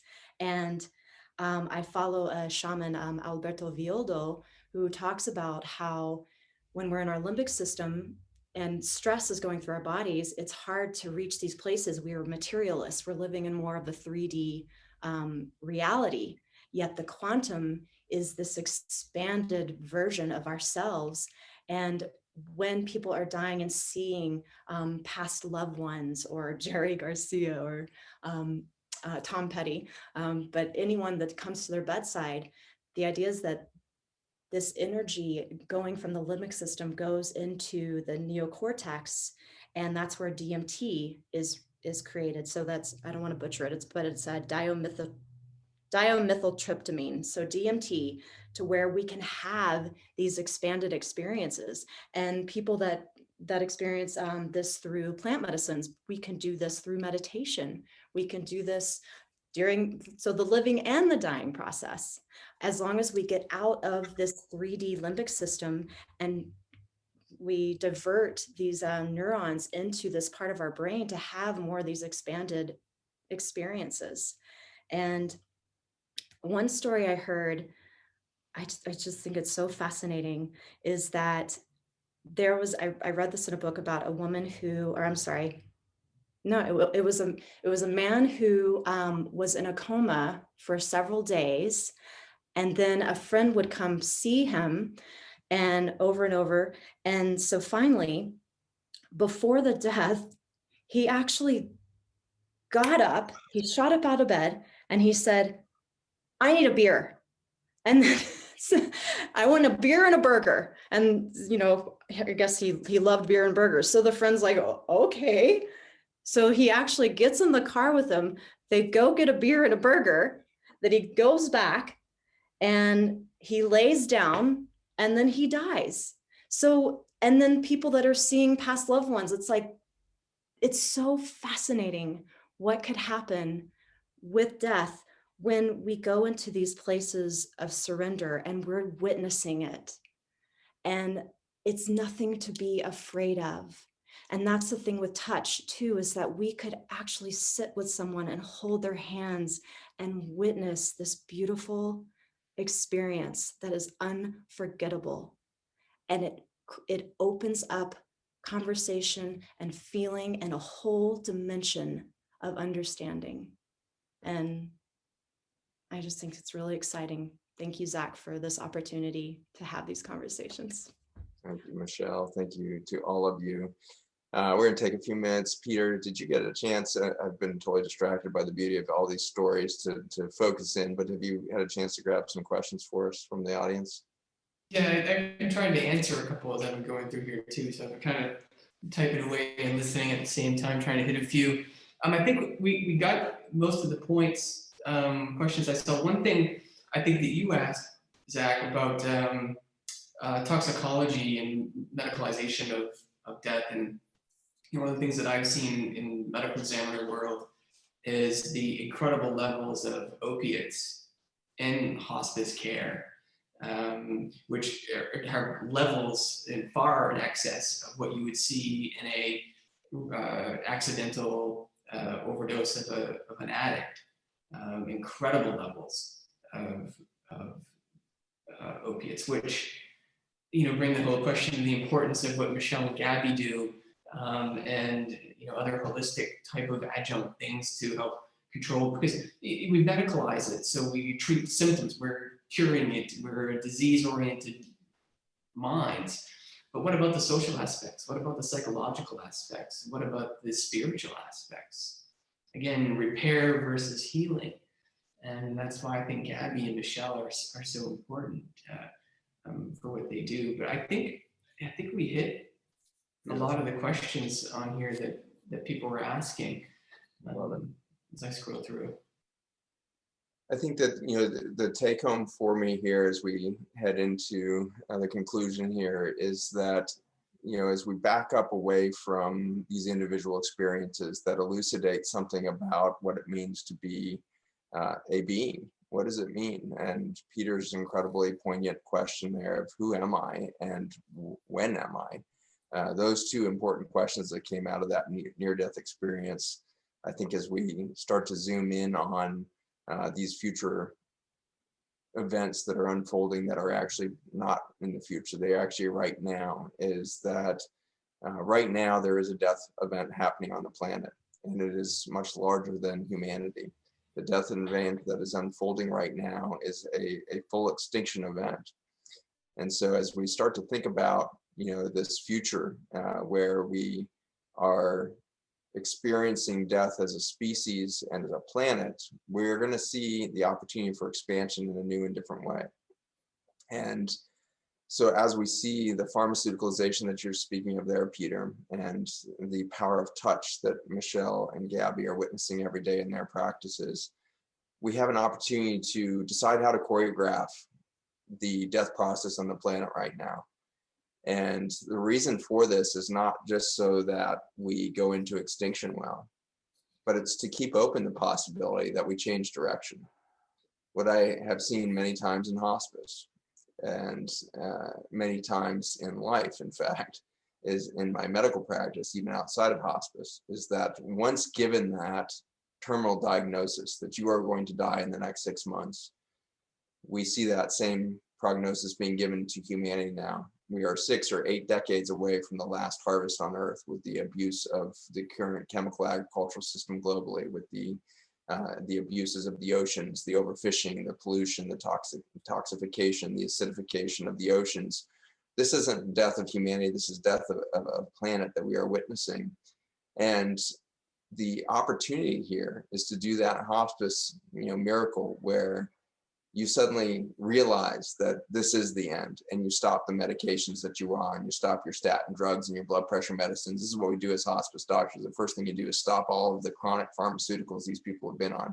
You often will stop antidepressants, you'll stop everything to just try to get a baseline of where are they right now without the pharmaceutical, so I can move forward with them then. And there's an amazing frequency in which we have to discharge those people from hospice because they got better as soon as we stopped the drug dependence. Their physiology turned back on and they changed direction. The purpose of today is to bring to light 2 possible futures, and they may happen simultaneously since future doesn't exist in Peter's experience and any near-death experience. There are 2 futures present with us today.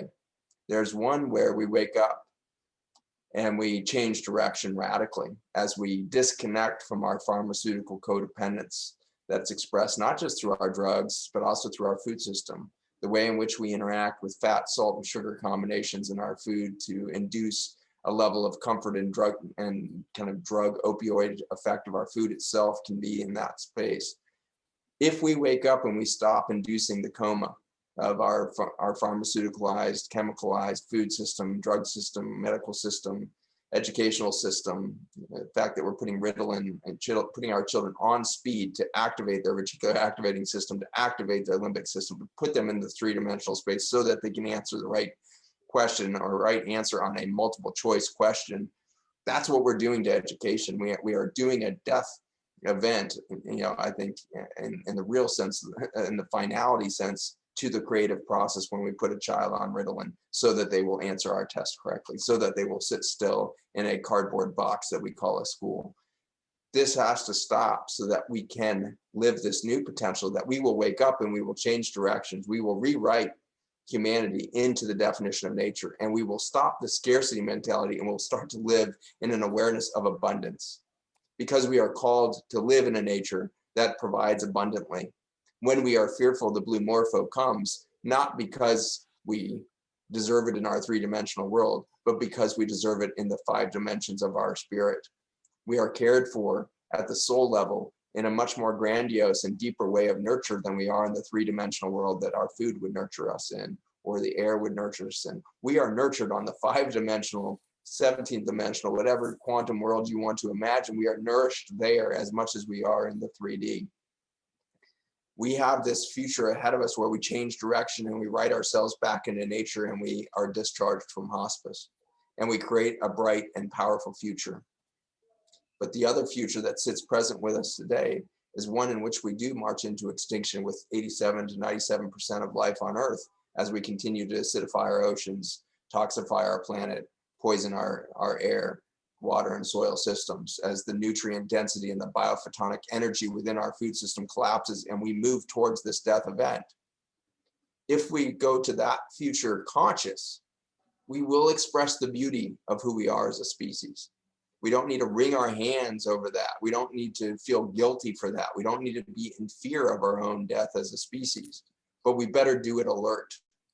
And so the 2 futures that I call us into right now is an alert death, rebirth process for our species and our planet, such that this planet will go on to express the more extreme intelligence, the more extreme biodiversity that it has done after every one of its previous extinction events. 5 previous extinctions, after every one, it comes back more abundant, more intelligent, more beautiful.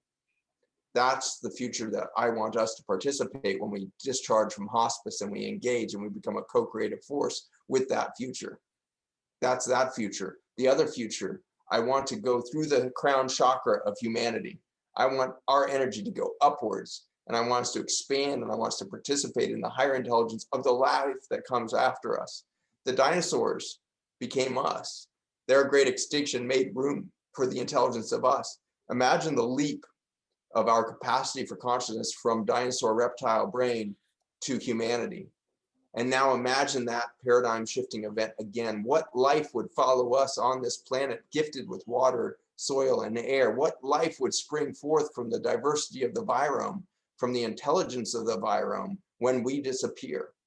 I want to make sure that my consciousness explodes out the top of that crown chakra so that I'm in connection with that possible future, that I can see the intelligence of this planet with the joy that I have in seeing the beauty of this planet, seeing beauty of nature, and seeing the beauty that can happen if I plug into that nature and belong to that nature for a moment.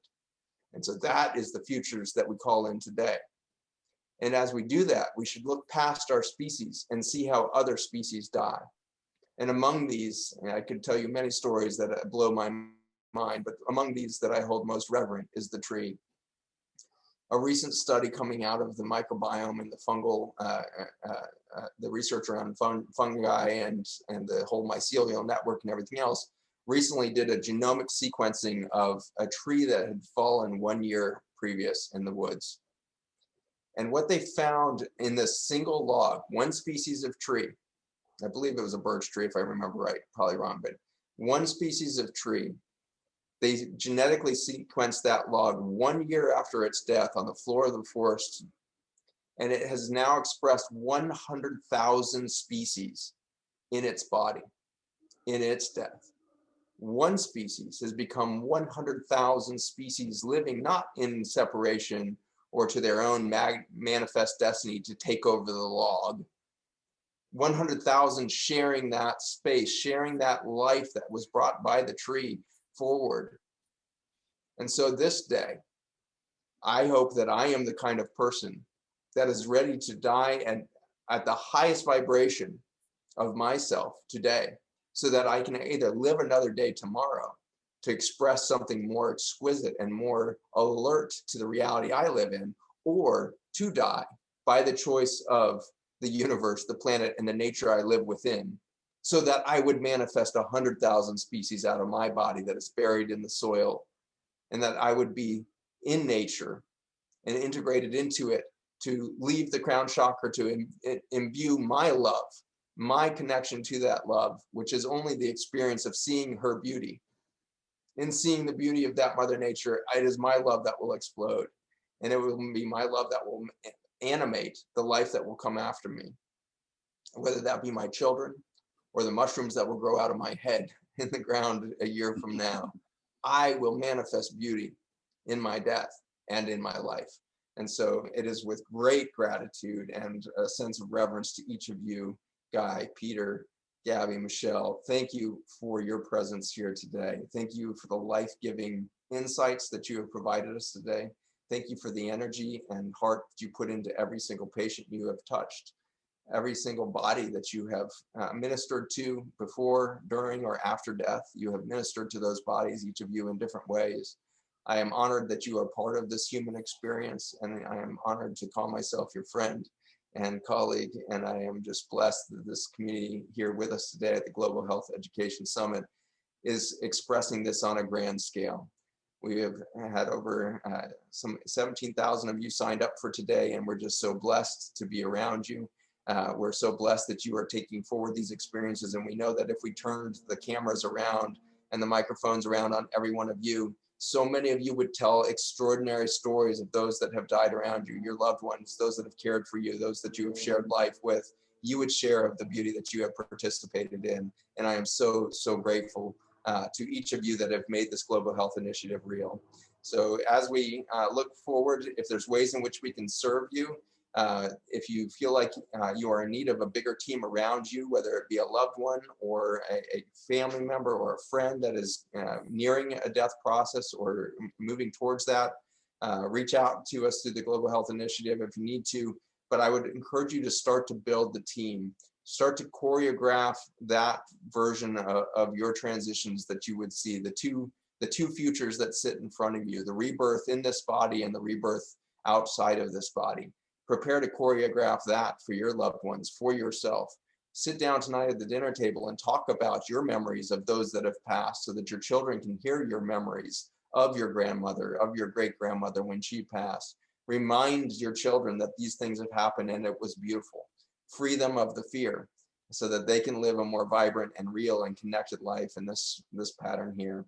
If we can be of service to you with our clinics and everything else, you can reach out. The Zach Bush MD website is a portal to a lot of this information, but we have the Global Health Education page, which is a landing page, and then the clinic itself, the M Clinic, will get you there. The M Clinic is a physical clinic there in Virginia, where me and my nurse practitioners and our extenders, we have Chinese medicine and energy medicine, all kinds of incredible resources there in Virginia if you need a team nearby you there. If you need remote support, we do have extended the M Clinic with the Biology Base Camp program. We have an 8-week program that takes you through the fundamentals of biology and how you can connect to this deeper reality of your physical state in this 3D to 5D adventure that we're all on. There's also a 4-week program that we call Community Connect through Biology Base Camp, which puts you in a group of 8 people. In the one-on-one 8-week journey, you're with a coach on your own, with where the rubber hits the road for you and your transformation, your rebirth. In the 4-week program, you're put with 8 people and you go through the journey together and you watch others transform.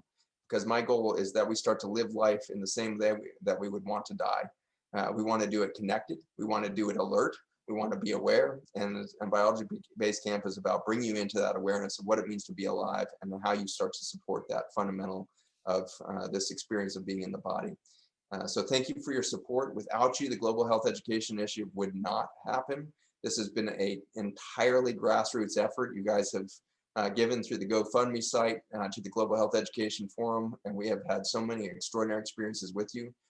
Tens of thousands of you joining on this one. We have reached hundreds of thousands globally through families and the rest who have shared these experiences together. And so we are so grateful for you guys, not just for your support in the monetary way, but much more so in the community support that you do. You create the ripple effects that come out from our efforts that will change the fabric of your society, your community, and your family. So thank you for being who you are. Thank you again to each of you. Guy, Peter, Michelle, Gabby, what an honor to be among you and be witness to it. Thank you.